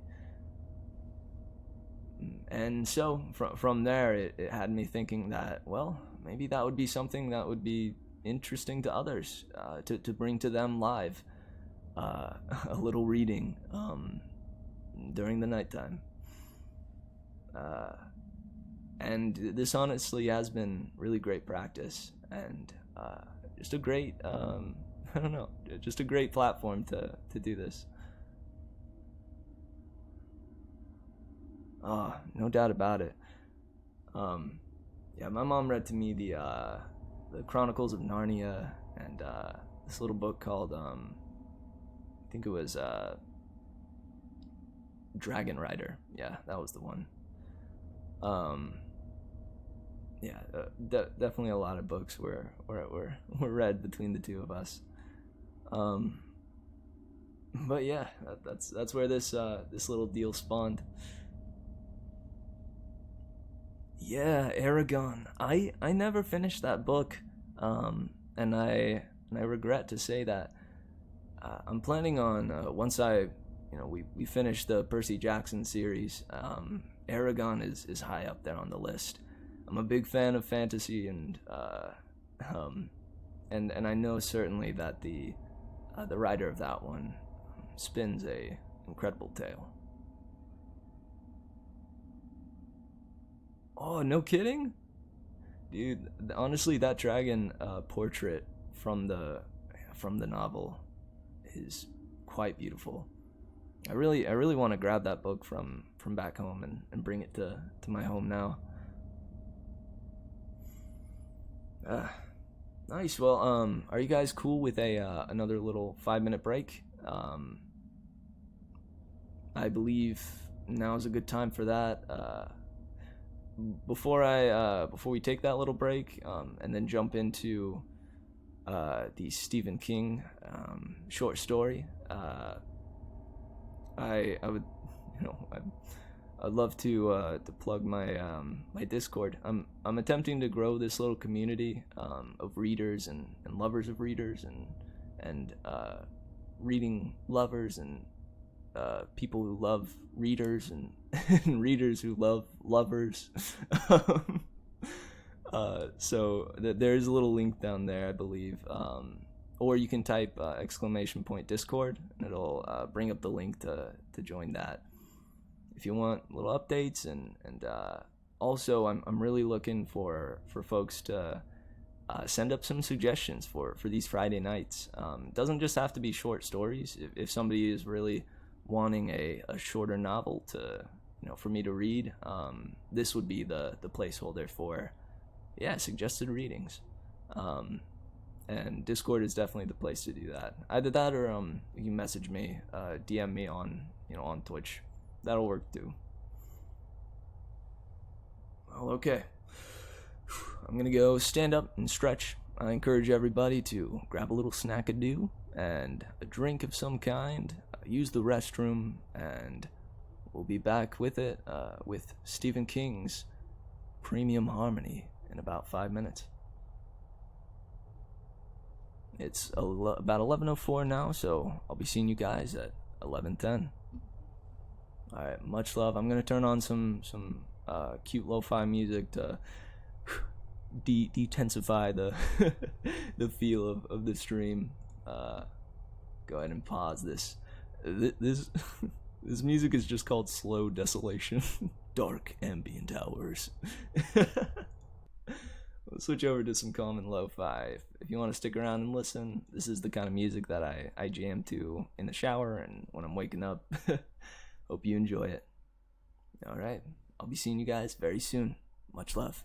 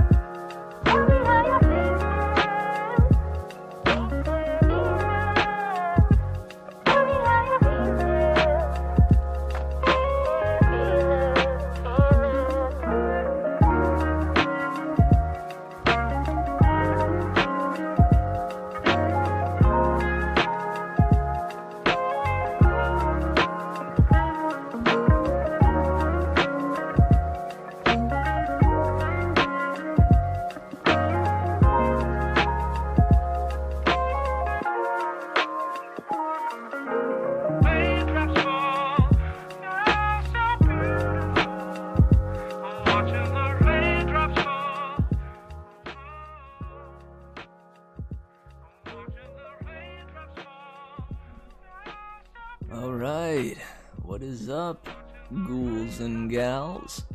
Welcome back. We're jumping right back into the mature meadow tonight with a little short story by the one and only Stephen King. Hope everybody is feeling good and, or rather in the mood for something spooky. Something that will leave you trembling. Something that will get your thoughts a-whirling. Well, thanks everybody for sticking around. I appreciate the break. I got up and stretched, as I hope you did too. I got myself refreshed my water and all that good stuff. But now, it is about time we get into our next story here. I do, during the break though, I did recognize that I forgot this stream to play my my little intro theme. I can skip it, certainly, but if anybody, wanted to hear it now, I would love to play it for you. It's a song I worked on to act as the introduction to merrymitch. I'm pretty proud of it, and if you guys would like to hear it, I'd love to share it. But if we want to just skip over it, that absolutely works too. We can jump right into Premium Harmony. I'm curious about that title, Premium Harmony. Harmony is already meant to be a bit of like a term that reflects that reflects perfection, right? So if harmony is already superb, then what is premium harmony? It's like how Twitch is already perfect, but then Twitch Prime comes along.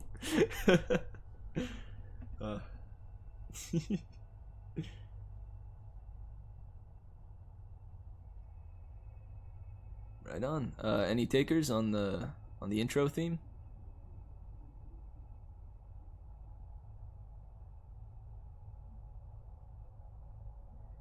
Play it. I could also play it at the end, but yeah, sure.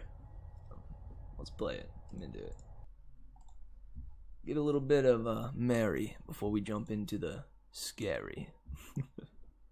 Alright, I call this song Unfold, and it is by yours truly, merrymitch. I'll mute my mic as it goes. Join me for an adventure, oh, much like any other, with twists and turns and plot devices, words and wonder. Now my advice is listen close. What makes this story different is the teller and the told. This one's ours and it's waiting to unfold.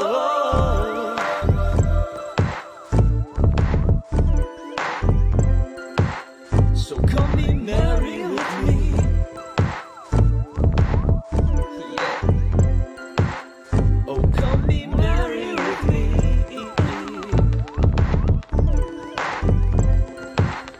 Come on, be merry with me.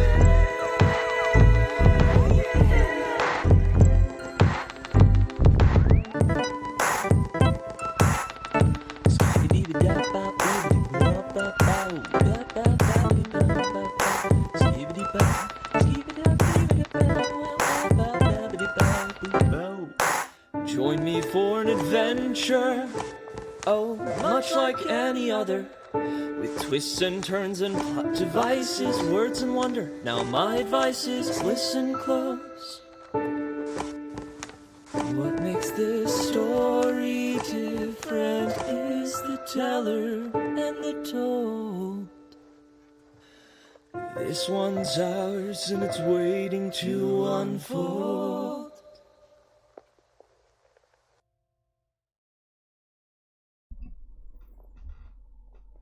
Sweetness. I hope you enjoyed. Like I said, I'm pretty proud of that one. I've worked worked pretty hard on getting that one ready for the stream, and normally I begin each stream like right before the reading with that song to, get us in and ready, kind of like an anime intro or something. Oh, hey B1s. I don't know. I hope this isn't doxing or anything, but that's actually my dad in the chat. I love you, Dad. I love you bunches, and it means a lot that you you jumped in after your night hanging out with your friend. Yeah, we're about to get into a bit of a terrifying tale by Stephen King. We've so far gone through Califais by H.P. Lovecraft and The Veld by Ray Bradbury. I'm looking forward to getting into this one. Hey there yourself. All right. Thank you, Dad. That does mean a lot. All right. Yeah, without further delay, let me start the ambient tones again and jump right into Premium Harmony. All right, so this is Premium Harmony by Stephen King. They've been married for 10 years. For a long time, everything was okay.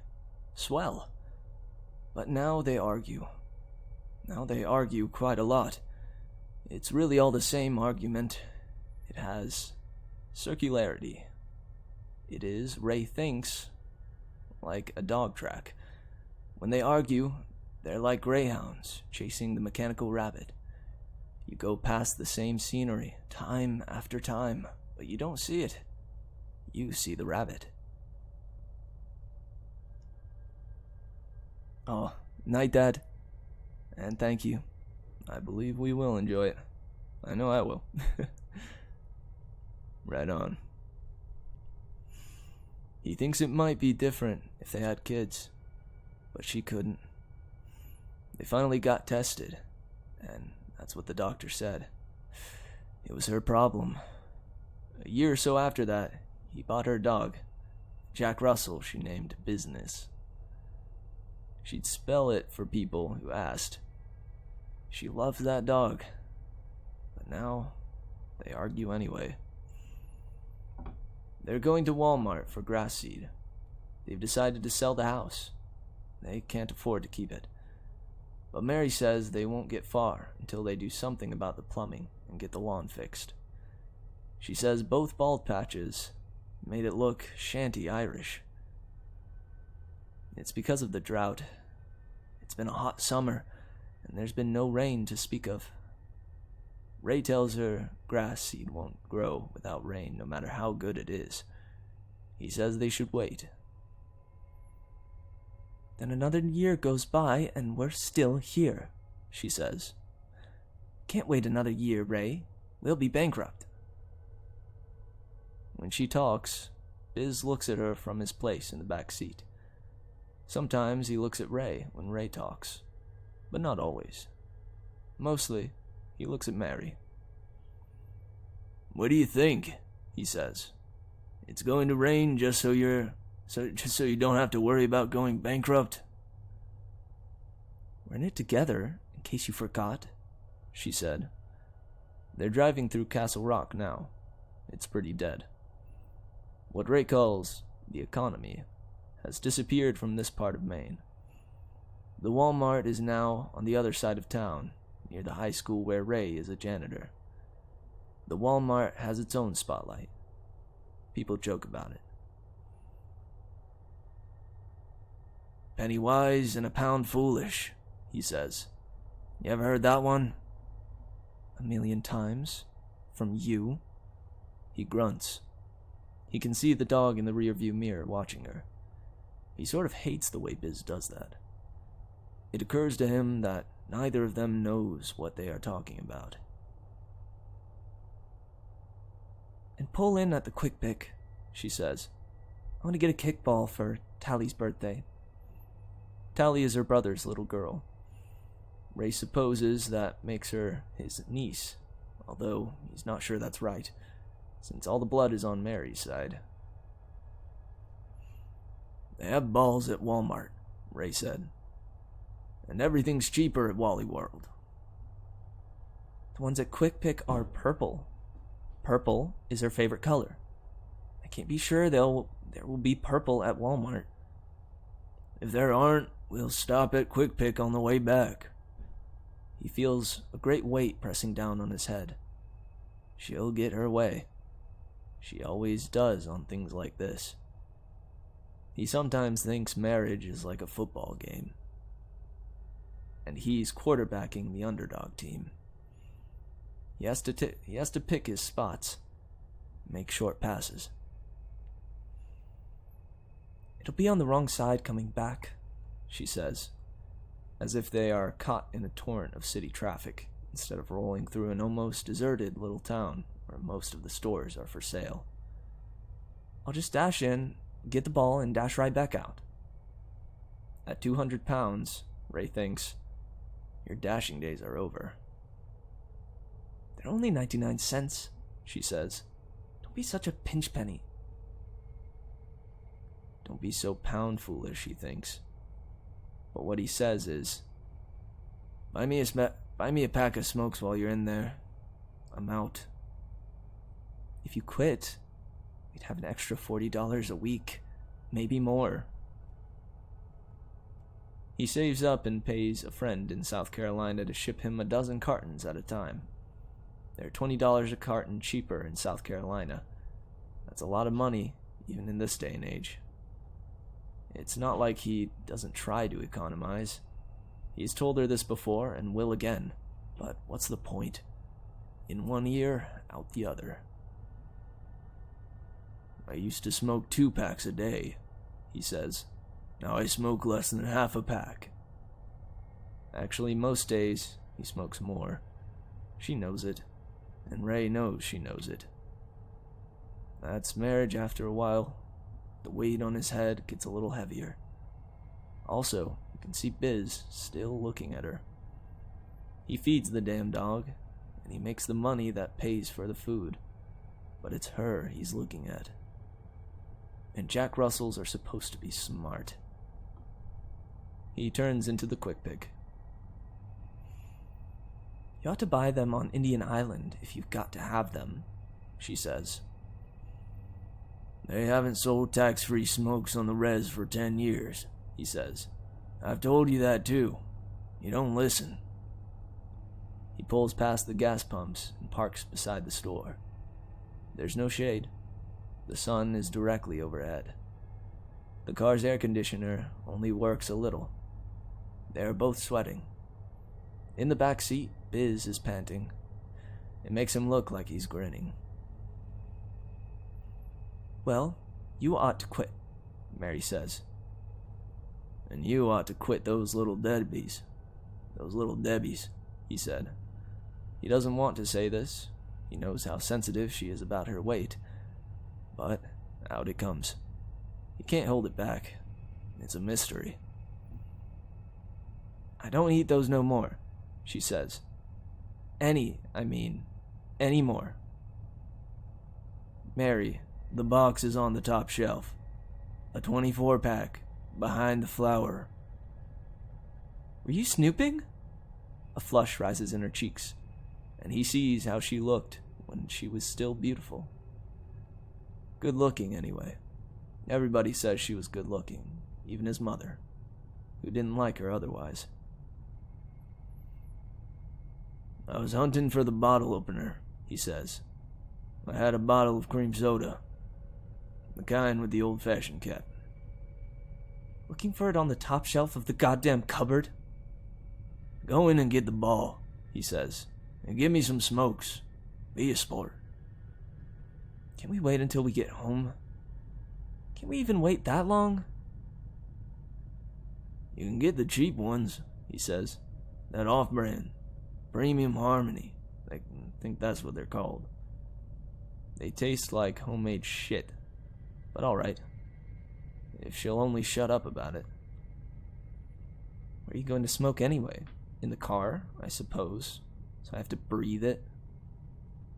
I'll open the window. I always do. I'll get the ball, then I'll come back. If you still feel you have to spend $4.50 to poison your lungs, you can go in. I'll sit with the baby. Ray hates it when she calls Biz the baby. He's a dog. And he may be as bright as Mary likes to boast when they have company, but he still shits outside and licks where his balls used to be. Buy a few Twinkies while you're at it, he tells her. Or maybe they're having a special on OOs. You're so mean, she says. She gets out of the car and slams the door. He's parked too close to the concrete cube of a building, and she has to sidle until she's past the trunk of the car. And she knows he's looking at her. Seeing how she's now so big, she has to sidle. He knows she thinks he parked close to the building on purpose to make her sidle. And maybe he did. Well, Biz, old buddy, just you and me. Biz lies down on the back seat and closes his eyes. He may stand up on his back paws and shuffle around for a few seconds when Mary puts on a record, tells him to dance. And if she tells him, in a jolly voice, that he's a bad boy, he may go into the corner and sit facing the wall. But he still shits outside. He sits there, and she doesn't come out. Ray opens the glove compartment.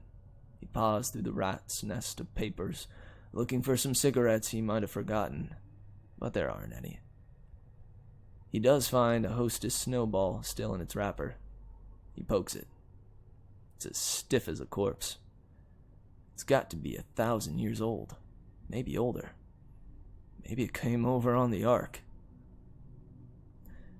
Everybody has his poison, he says. He unwraps the snowball and tosses it into the back seat. Want that, Biz? Biz snarks the snowball in 2 bites. Then he sets to work licking up the bits of coconut off the seat. Mary would pitch a bitch, but Mary's not here. Ray looks at the gas gauge and sees it's down to half. He could turn off the motor and roll down the windows, but then he'd really bake. Sitting here in the sun, waiting for her to buy a purple plastic kickball for 99 cents, when he knows they could get one for 79 cents at Walmart. Only that might be yellow or red. Not good enough for Tally. Only purple for the princess. He sits there and Mary doesn't come back. Christ on a pony, he says. Cool air trickles from the vents. He thinks again about turning off the engine, saving some gas, then thinks, fuck it. She won't weaken to bring him the smokes either. Not even the cheap off-brand. This, he knows. He has to make that remark about the Little Debbies. Or he had to make the remark about the Little Debbies. He sees a young woman in the rearview mirror. She's jogging toward the car. She's even heavier than Mary. Great big tits shuffle back and forth under her blue smock. Biz sees her coming and starts to bark. Ray cracks a window an inch or two.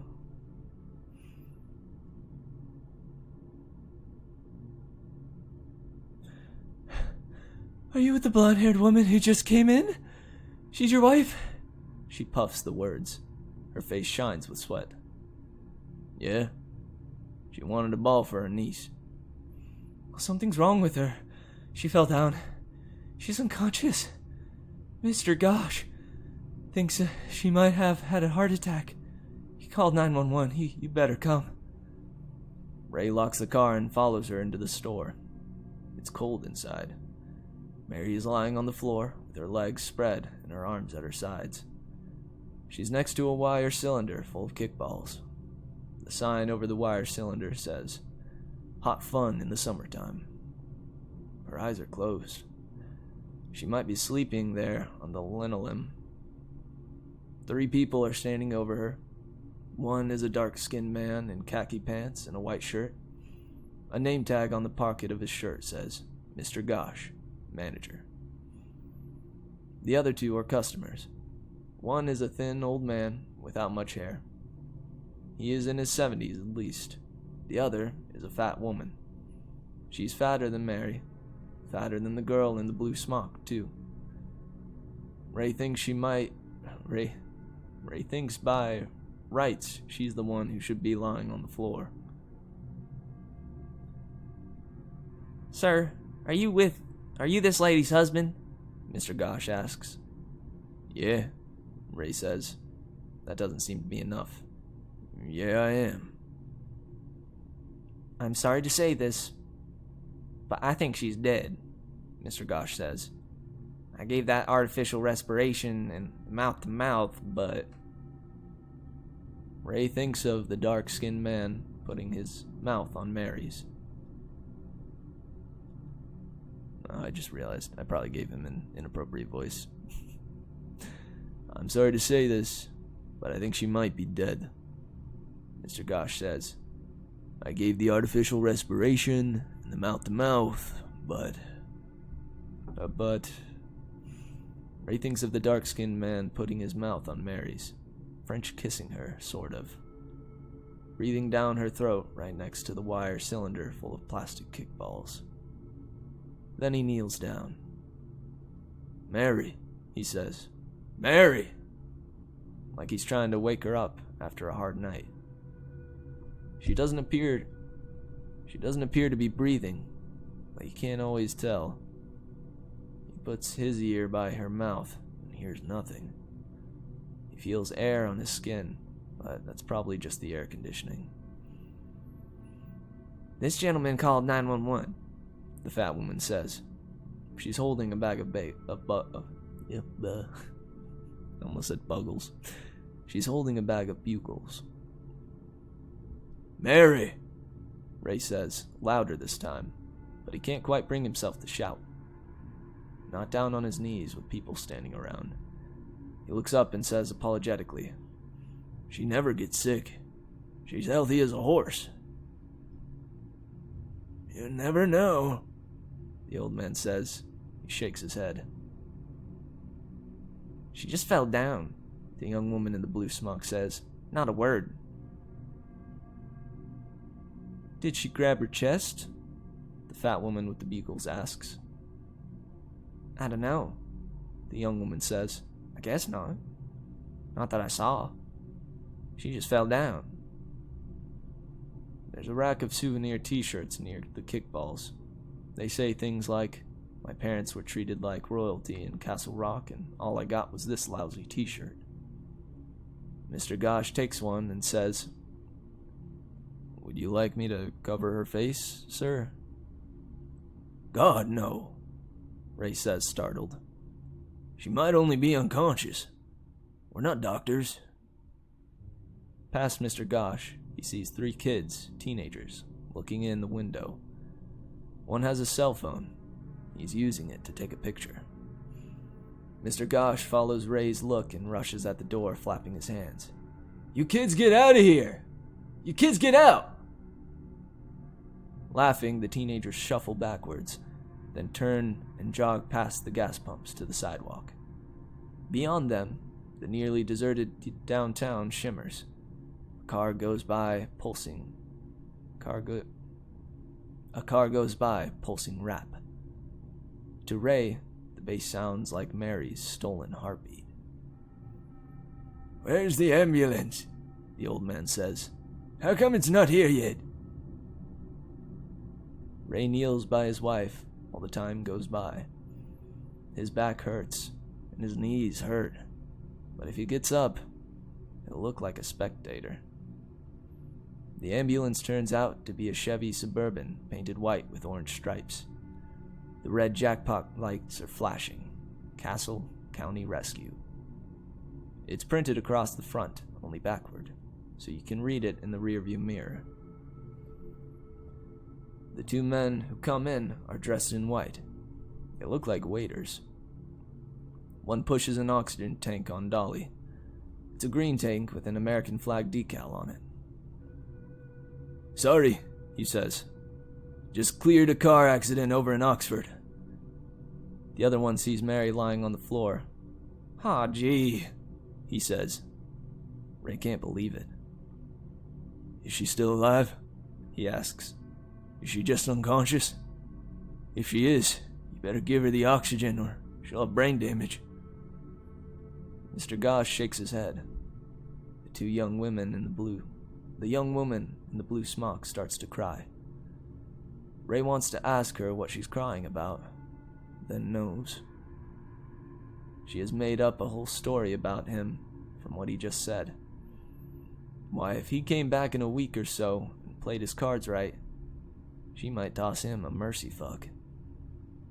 Not that he would, but he sees that maybe he could, if he wanted to. Mary's eyes don't react to the ophthalmoscope. One EMT listens to her non-existent heartbeat, and the other takes her non-existent blood pressure. It goes on like that for a while. The teenagers come back with some other friends. Other people too. Ray guesses they're being drawn by the flashing red lights on top of the Suburban, the way bugs are drawn to a porch light. Mr. Gosh takes another run at them, flapping his arms. They back away again. Then Mr. Gosh returns to the circle around Mary and Ray.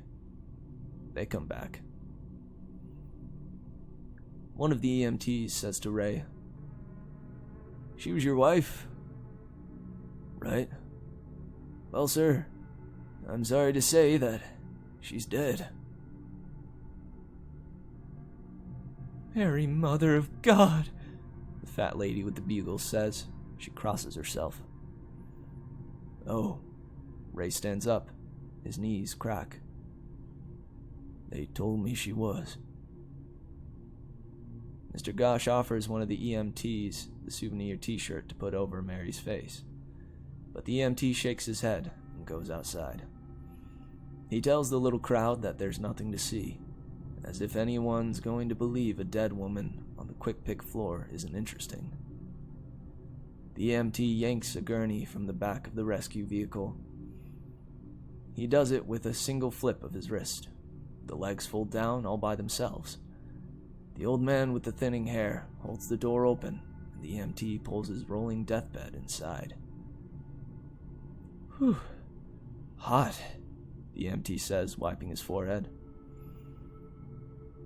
"You may want to turn away for this part, sir," the other one says, but Ray watches as they lift her onto the gurney. A sheet has been tucked down at the end of it. They pull it up all the way until it's over her face. Now Mary looks like a corpse in a movie. They roll her out into the heat. This time, the fat woman with the bugles holds the door for them.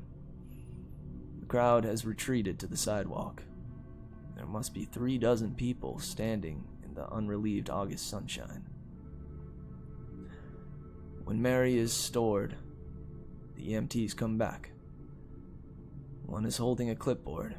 He asks Ray about 25 questions. Ray can answer all but one about her age. Then he remembers she's 3 years younger than he is, and tells them 35. "We're going to take her to St. Stevie's," the EMT with the clipboard says. "You can follow us if you don't know where that is."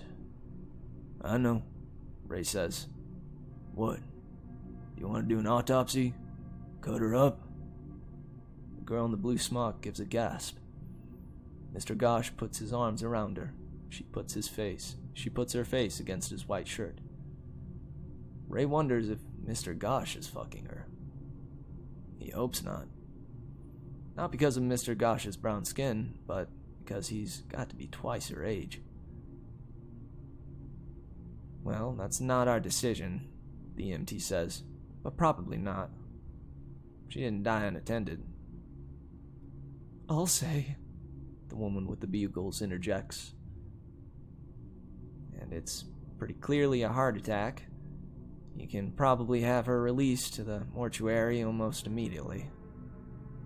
"Mortuary?" An hour ago, they were in the car arguing. I don't have a mortuary, Ray says. Not a mortuary, a burial spot, nothing. What the hell? She's 35. The two EMTs exchange a look. Mr. Bucket, there'll be someone to help you with all that at St. Stevie's. Don't worry about it. The EMT wagon pulls out with the lights still flashing, but the siren off. The crowd on the sidewalk starts to break up. The counter girl, the old man, the fat woman, Mr. Gosh, look at Ray as though he's someone special. A celebrity.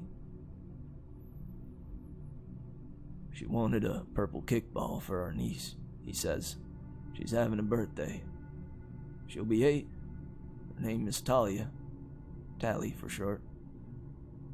She was named for an actress. Mr. Gosh takes a purple kickball from the wire rack and holds it out to Ray in both hands. On the house, he says. Thank you, sir, Ray says, trying to sound equally solemn. And the woman with the bugles bursts into tears. Mary, Mother of God, she says. She likes that one. They stand around for a while talking. Mr. Gosh gets sodas from the cooler. These are also on the house. They drink their sodas and Ray tells them a few things about Mary. He tells them how she made a quilt that took 3rd prize at the Castle County Fair. That was in '02, or maybe '03. That's so sad, the woman with the bugle says. She has opened them and shared them around. They eat and drink. My wife went in her sleep, the old man with thinning hair says. She just laid down on the sofa and never woke up. We were married 37 years. I always expected I'd go first. But that's not the way the good Lord wanted it. I can still see her laying on the sofa. Finally, Ray runs out of things to tell them, and they run out of things to tell him. Customers are coming in again. Mr. Gosh waits on some, and the woman in the blue smock waits on others. Then the fat woman says she really has to go. She gives Ray a kiss on the cheek before she does. Now, you need to see to your business, Mr. Burkett, she tells him. Her tone is both reprimanding and flirtatious. He looks at the clock over the counter. It's the kind with a beer advertisement on it. Almost 2 hours have gone by since Mary went sidling between the car and the cinder block side of the quick pick. And for the first time, he thinks of Biz. When he opens the door, heat rushes out at him. When he puts his hand on the steering wheel to lean in, he pulls it back with a cry. It's got to be 130 in there. Biz is dead on his back. His eyes are milky. His tongue is protruding from the side of his mouth. Ray can see a wink of his teeth. There are little bits of coconut caught in his whiskers. That shouldn't be funny, but it is. Not funny enough to laugh at, but funny. Biz, old buddy, he says. I'm sorry. I forgot you were in here. Great sadness and amusement swept over him as he looks at the baked Jack Russell. That anything so sad should be funny is just a crying shame. Well, you're with her now, ain't you? He says.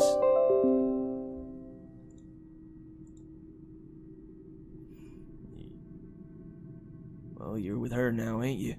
He says. And this is so sad, he begins to cry. It's a hard storm. While he's crying, it comes to him that now he can smoke all he wants, and anywhere in the house. He can smoke right there at her dining room table. You're with her now, Biz, he says again through the tears. His voice is clogged and thick. It's a relief to sound just right for the situation. Poor old Mary. Poor old Biz. Damn it all! Still crying, and with the purple kickball still tucked under his arm, he goes back into the quick pick. He tells Mr. Gosh he forgot to get cigarettes. He thinks maybe Mr. Gosh will give him a pack of premium harmonies on the house as well, but Mr. Gosh's generosity doesn't stretch that far. Ray smokes all the way to the hospital with the windows shut and the air conditioning on.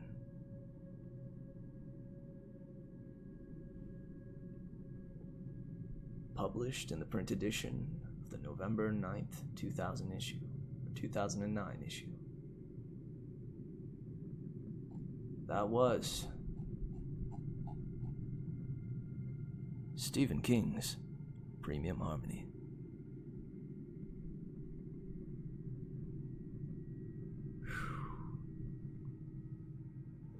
Man,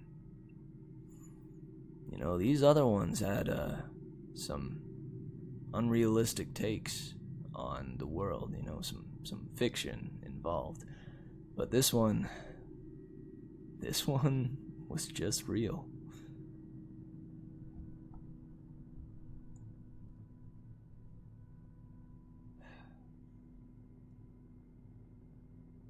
Gosh dang. I agree, Keaton. Goodness.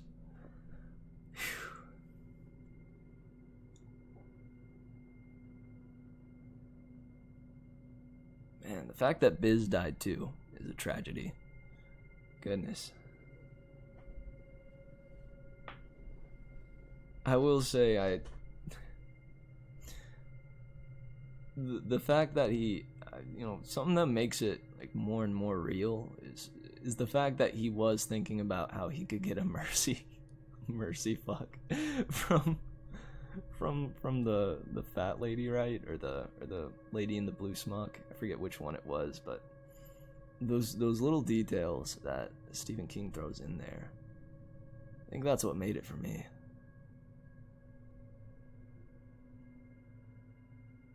Oh, did you miss the end? Where did you last leave off? I may be able to run through the end again if it's not too far back.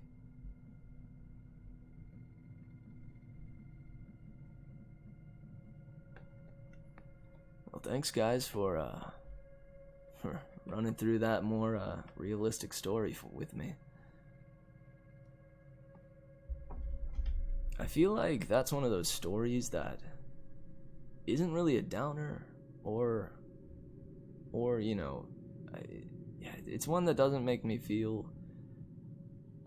miserable or elated. It just makes me think, you know.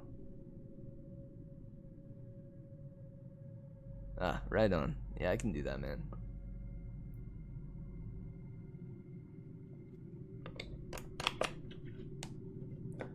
I heard them say like pound pincher, right? Like towards the beginning there. And I got worried for a second that they were actually in Britain or something.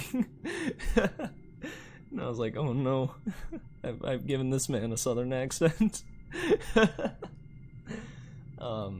But I figured it would have been better regardless to just keep on going with it.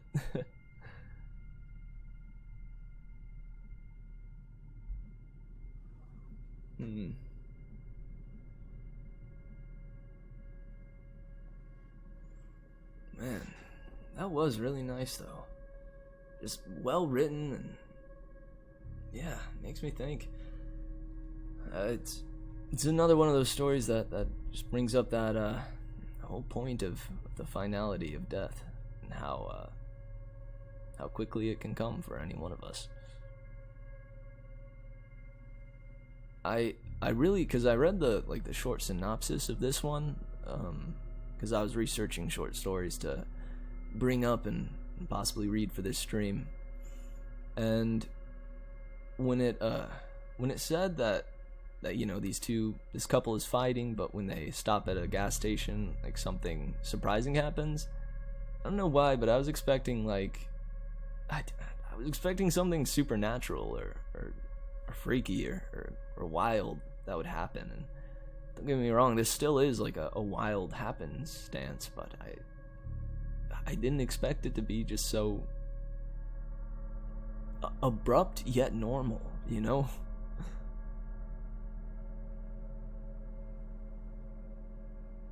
Precisely. The fact that it's more realistic does lead it to be more thought-provoking. I would agree.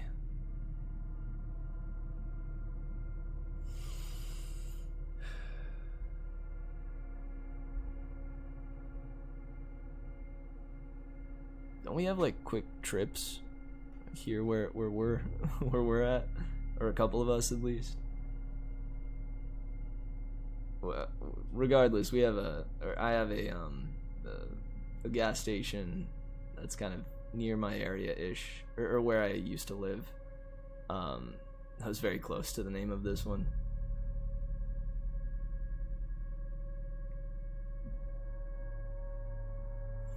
I also really dig how through it all, his reactions, right? Ray's reactions are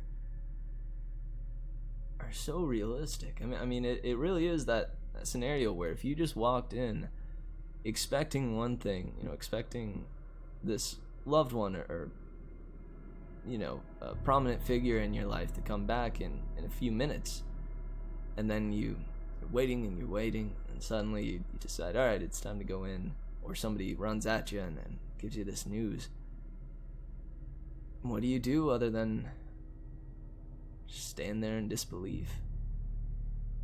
Are either of you guys out there the type to, if thinking realistically, if this were to actually happen, are you what kind of response would you have, right? Would you wind up in hysterics? Would you be much like Ray and speak very little? Would you be frozen without anything to say at all? Or would you be apathetic about it all? And if it is the silence, what does that silence reflect? Apathy or despair?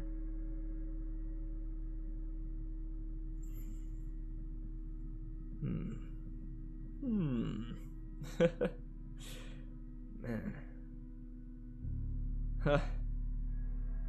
I get that, man. It would depend on the day. I think if it is someone that I truly love, instead of just maybe somebody that's prominent in my life, I would be in hysterics for at least a short bit, at least in the beginning, like at the start of it. However, I don't know. I will say throughout my life, I've more been the type to, for the sake of others, hold back my own emotions and instead feel them when I'm alone, right? I'm sure some of you guys can relate to that one. That idea of putting on an act in order to save face, and then, once I'm truly alone, that's when the emotions flood in again and truly take hold and lead to tears and unpleasant stuff like that. Again, this is something that I've gotten better with throughout the years, but yeah, I do know that is quite a prominent way of doing things I had for a long time.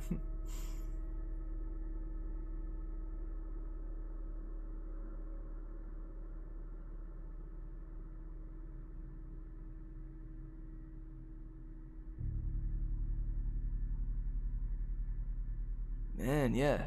Oh, hey, yo, Nick. Yeah, I'm good. Just this Stephen King short story. I mean, it's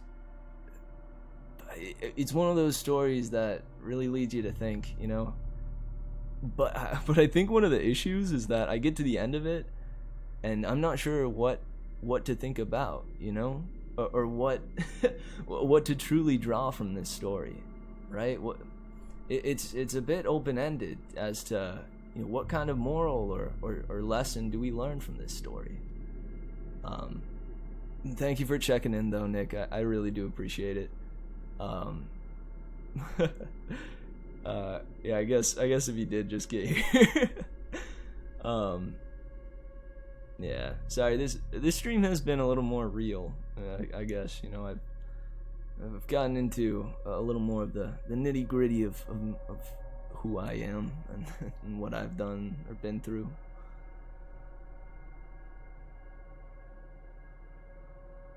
Oh yeah, no. I was simply talking on how that was a prominent thing that I did, or something I did quite often as I grew up. One of the things that I learned from my family,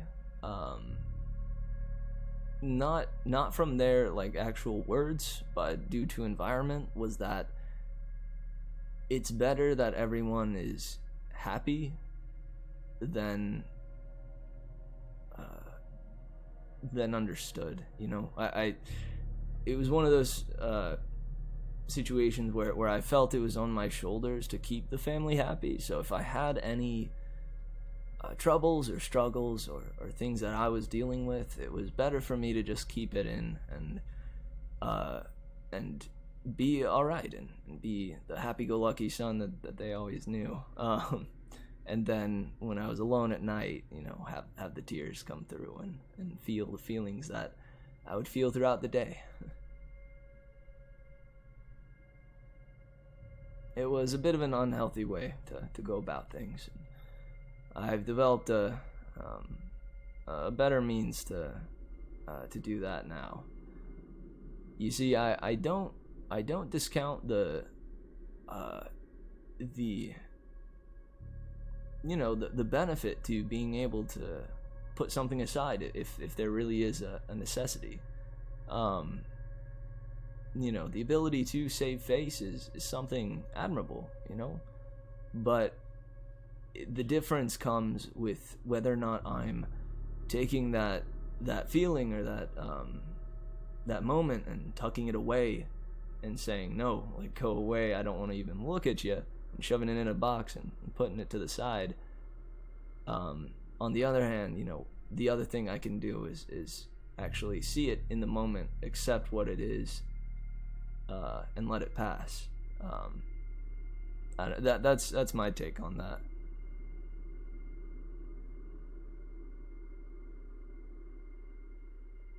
You showed them too much. Yeah, man. Oddly enough, I truly believe that there's a balance to find between those two. Much like in many areas of life, it requires balance. Or rather, the best thing for it is balance. I hope some of my insight and wisdom can help you guys out there if you might be struggling with the same things. I have a bit of experience under my belt. I'm not all that old, but I've been through the ringer, I suppose. And I have wisdom to offer. I don't know why I'm giggling at that. I think that was just a nervous laugh. I have wisdom to offer. Thank you, Nick. Well, guys, how are we feeling? I'm not entirely sure whether or not we ought to leave off on this, right? I suppose that... No. Oh, stop, Coleman. You're making me blush over here. Come on. Dog, come on. Come on, get out of here. No, I thank you. I humbly accept your compliments. There's that nervous laugh again. Well, yeah. How are we feeling about this story? Do we want another one? So we leave off on a more lighthearted note, or would we rather call it here? I'm thinking about doing three things. Either we read the first chapter of The Phantom Tollbooth, or we can read the short story my dad sent me, actually, which is The Gift of the Magi. That one's longish, but honestly not that bad. It's like 6 pages long. Or Garfield NSFW fanfic. It is getting late enough. I mean, hey, I'm down if you're down. No, I have not read The Gift of the Magi. And I believe that one is much less spooky. Or rather, that one's much less unsettling.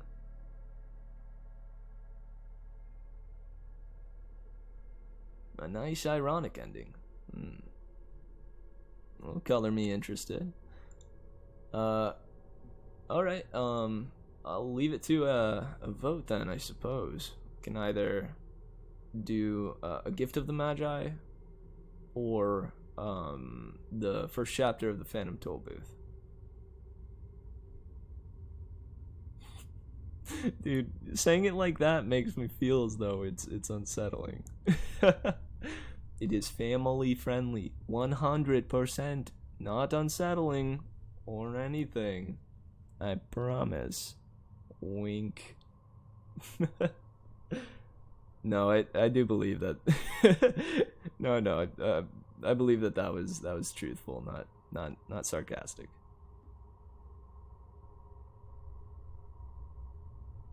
Oh shoot!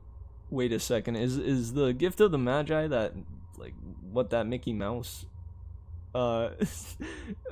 cartoon was about? You know the one, the Christmas one.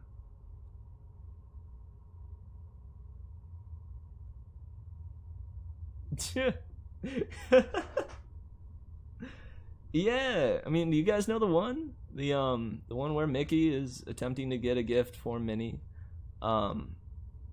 I believe it was Mickey. His thing that he loved so much was his harmonica, and the thing that Minnie loved so much was a necklace or something. But I remember the harmonica specifically because she gets him a harmonica case, and and then it turns out that he sold his harmonica to get Minnie's gift. And the same goes for Minnie. You know, she sold something that she really cared about for Mickey. That's the Gift of the Magi! Heck! Oh man, I've spoiled it. Heck. Oh man. It would be interesting to see the original text that it came from, though. Certainly.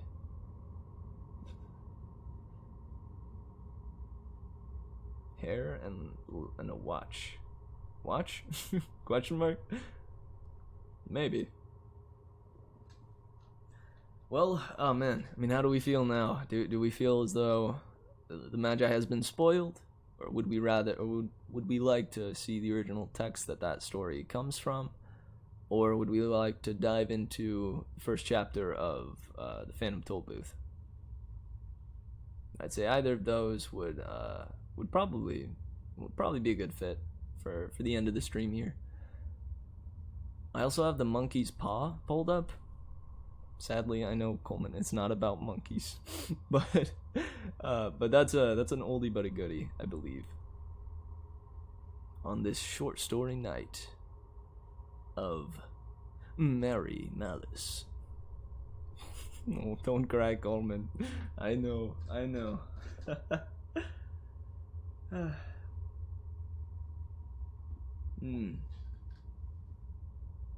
How do we feel?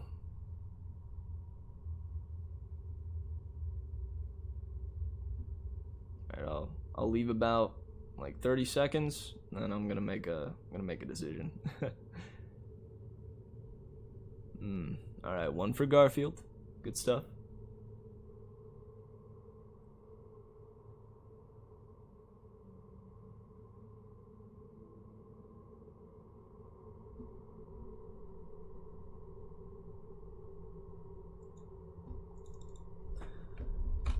Let's see if I can find. No.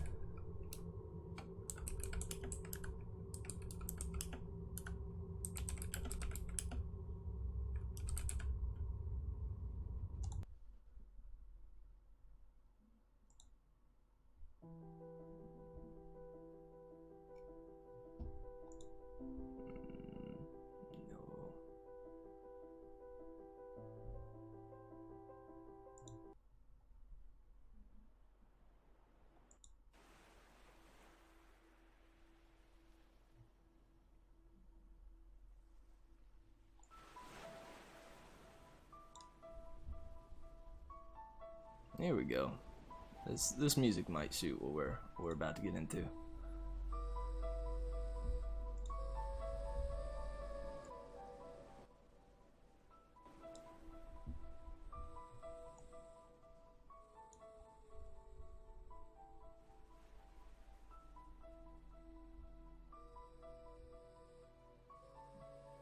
Oh, I'd like to do nightly Symphoroni, certainly.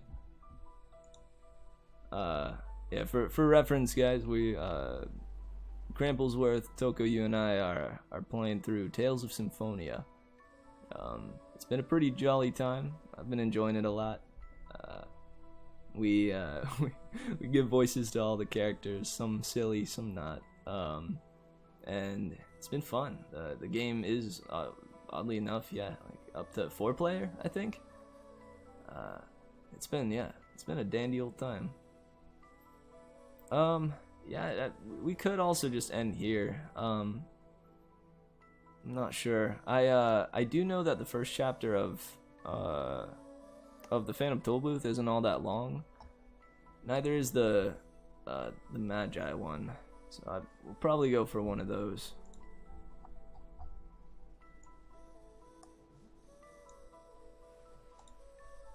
I might vote the Phantom Tollbooth, but that's only because I really love that book. But no, I don't know.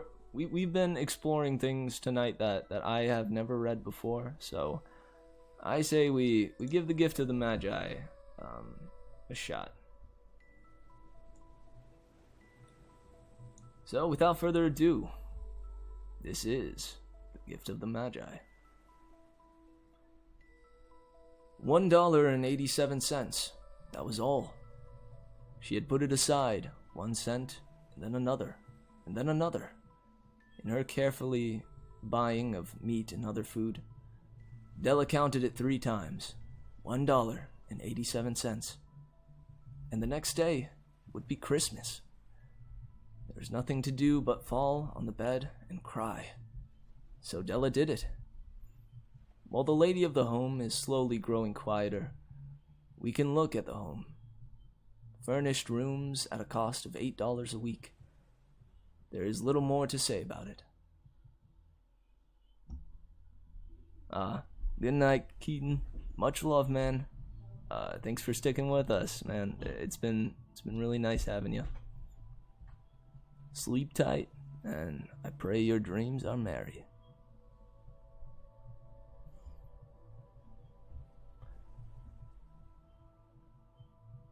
Thank you. Yeah, we'll be going for a little bit longer. Say maybe about 30 minutes. In the hall below was a letterbox, too small to hold a letter. A letter. There was an electric bell, but it could not make a sound. Also, there was a name beside the door.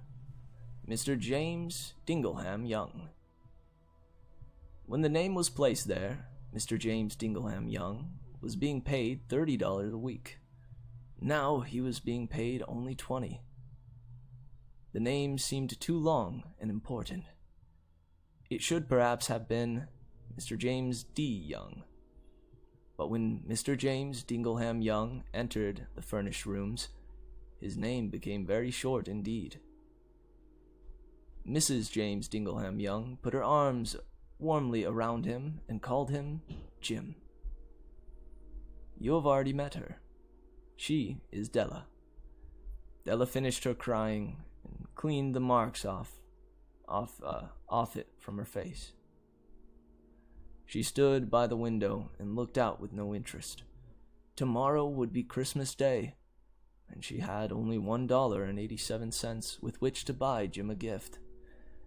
She had put aside as much as she could for months, with this result. $20 a week is not much. Everything had cost more than she had expected. It always happened like that. Only $1.87 to buy a gift for Jim. Her Jim. She had had many happy hours planning something nice for him. Something nearly good enough. Something almost worth the honor of belonging to Jim. There was a looking glass between the windows of the room. Perhaps you have seen the kind of looking glass that is placed in $8 furnished rooms. It was very narrow. A person could see only a little of himself at a time. However, if he was very thin and moved very quickly, he might be able to get a good view of himself. Della, being quite thin, had mastered this art. Suddenly, she turned from the window and stood before the glass. Her eyes were shining brightly, but her face had lost its color. Quickly, she pulled down her hair and let it fall to its complete length. The James Dillingham Youngs were very proud of the two things which they owned. One thing was Jim's gold watch. It had once belonged to his father, and long ago it had belonged to his father's father. The other thing was Della's hair. If a queen had lived in the rooms near theirs, Della would have washed and dried her hair where the queen could see it. Della knew her hair was more beautiful than any queen's jewels and gifts. If a king had lived in the same house with all his riches, Jim would have looked at his watch every time they met. Jim knew that no king had anything so valuable. So now Della's beautiful hair fell about her, shining like falling streams of brown water. It reached below her knee. It almost made itself into a dress for her. And then she put it up on her head again, nervously and quickly. When she stopped for a moment and stood still while a tear or two ran down her face. She put on her old brown coat. She put on her old brown hat. With the bright light still in her eyes, she moved quickly out the door and down to the street. Where she stopped, the sign said, Mrs. Sofroni, hair articles of all kinds. Up to the second floor Della ran, and stopped to get her breath. Mrs. Sofroni, large, too white, cold-eyed, looked at her. "Will you buy my hair?" asked Della. "I buy hair," said Mrs. Sofroni. "Take your hat off and let me look at it." Down fell the brown waterfall. $20, said Mrs. Sofroni, lifting the hair to feel its weight. "Give it to me quick," said Della. Oh, and the next 2 hours seemed to fly. She was going from one shop to another to find a gift for Jim. She found it at last. It surely had been made for Jim and no one else. There was no other like it in any of the shops. She had looked in every shop in the city. It was a gold watch chain. Very simply made, its value was in its rich and pure material. Because it was so plain and simple, she knew that it was very valuable. All good things are like this. It was good enough for the watch. As soon as she saw it, she knew that Jim must have it. It was like him. Quietness and value. Jim and the chain both had quietness and value. She paid $21 for it, and she hurried home with the chain and 87 cents. With that chain on his watch, Jim could look at his watch and learn the time anywhere he might be.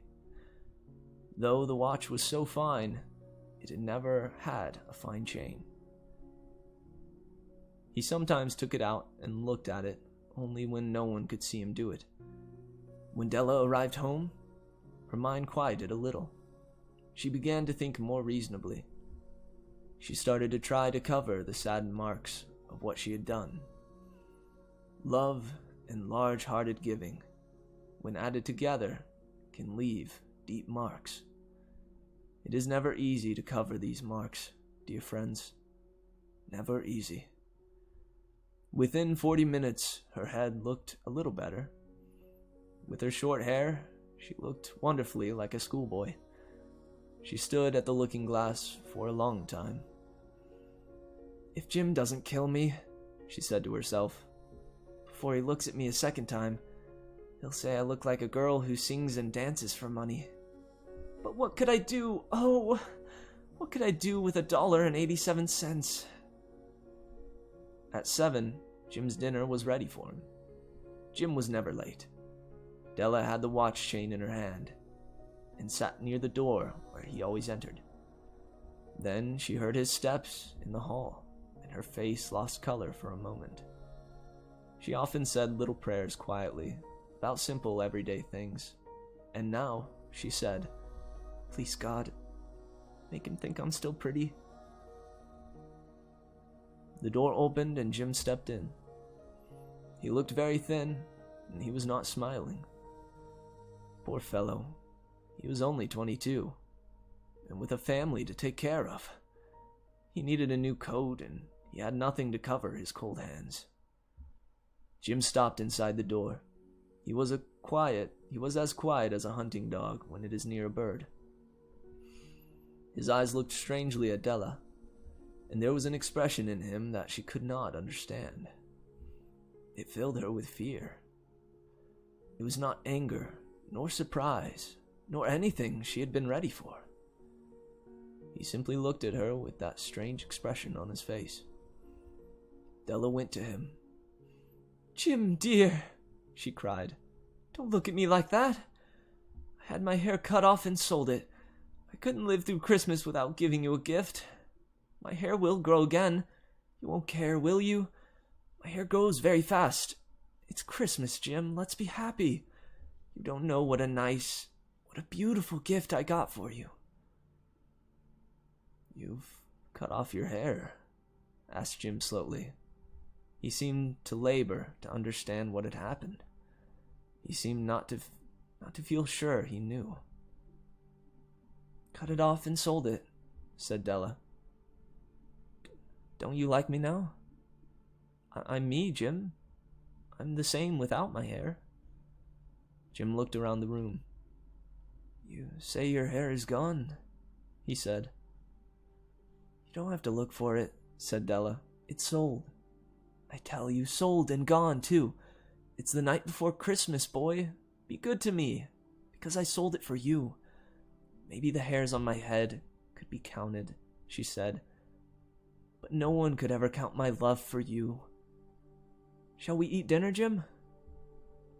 Jim put his arms around his Della. For 10 seconds, let us look in each other's direction. $8 a week, or $1 million a year.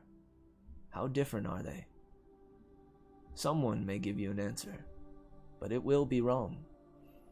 The Magi brought valuable gifts, but that was not among them.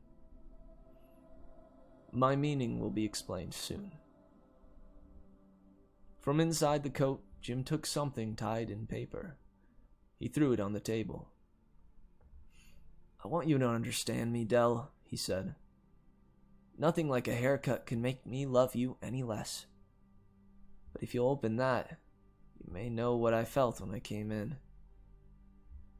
White fingers pulled off the paper, and then a cry of joy, and then a change to tears. For there lay the combs that Della had seen in a shop window and loved for so long. Beautiful combs with jewels, perfect for her beautiful hair. She had known they cost too much for her to buy them. She had looked at them without the least hope of owning them. And now, they were hers. But her hair was gone. But she held them to her heart, and at last was able to look up and say, "My hair grows so fast, Jim." And then she jumped up and cried, "Oh, oh." Jim had not yet seen his beautiful gift. She held it out to him in her open hand. The gold seemed to shine softly, as if with her own warm and loving spirit. "Isn't it perfect, Jim? I hunted all over town to find it. You'll have to look at your watch 100 times a day now. Give me your watch. I want to see how they look together." Jim sat down and smiled. "Della," said he, "let's put our Christmas gifts away and keep them a while. They're too nice to use now. I sold the watch to get the money to buy the combs.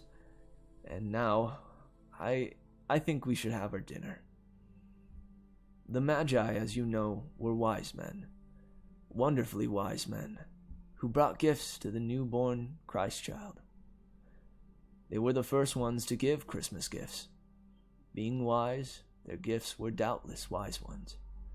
And here I have told you the story of two children who were not wise. Each sold the most valuable thing he owned in order to buy a gift for the other.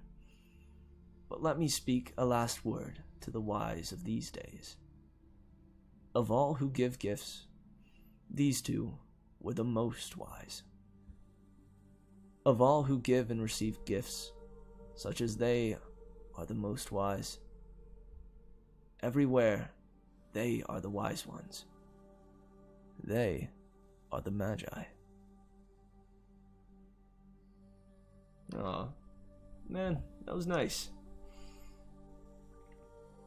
Yeah, it's exactly how I remember it from the Mickey story, or from the Mickey cartoon. I'm still so surprised. My goodness. I feel like I've heard that before and was just as surprised the last time when I remembered that was the story of the Magi. Well, hey, I think that was a little more lighthearted, which I think is a good note to leave off on. I don't have quite as many deep thoughts or wise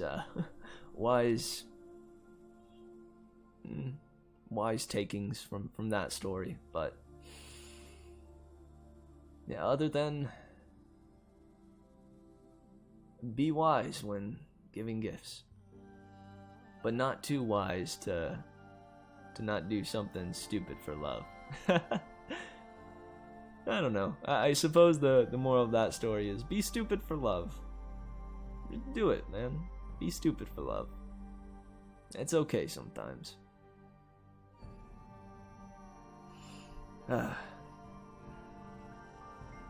Well, man, we've hit 12:23, and a lot of you have stuck with me this long. I am immensely grateful that all of you came along to read these short stories with me.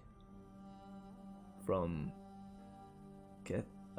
Kelefais to The Veld to Premium Harmony, and finishing with The Gift of the Magi. This was really nice. Well,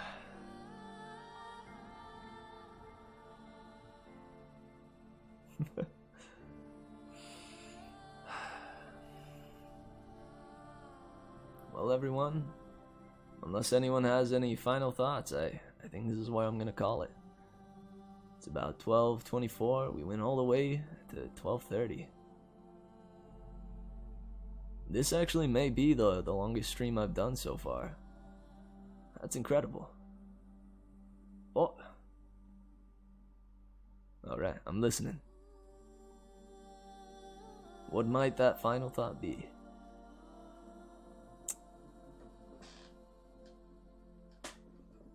Shucks, man. I love you too, Gramples. Well, this was really nice. I think we may have just gotten a new viewer. If you just got here, I'm gonna update you a little bit. We're nearing the end of the stream. We read through Califais by H.P. Lovecraft, followed by The Velt by Ray Bradbury, and we finished the more unsettling tales with Premium Harmony, and then moved on to something lighthearted with The Gift of the Magi. I think that guy may have just left. But regardless, I think the update is good.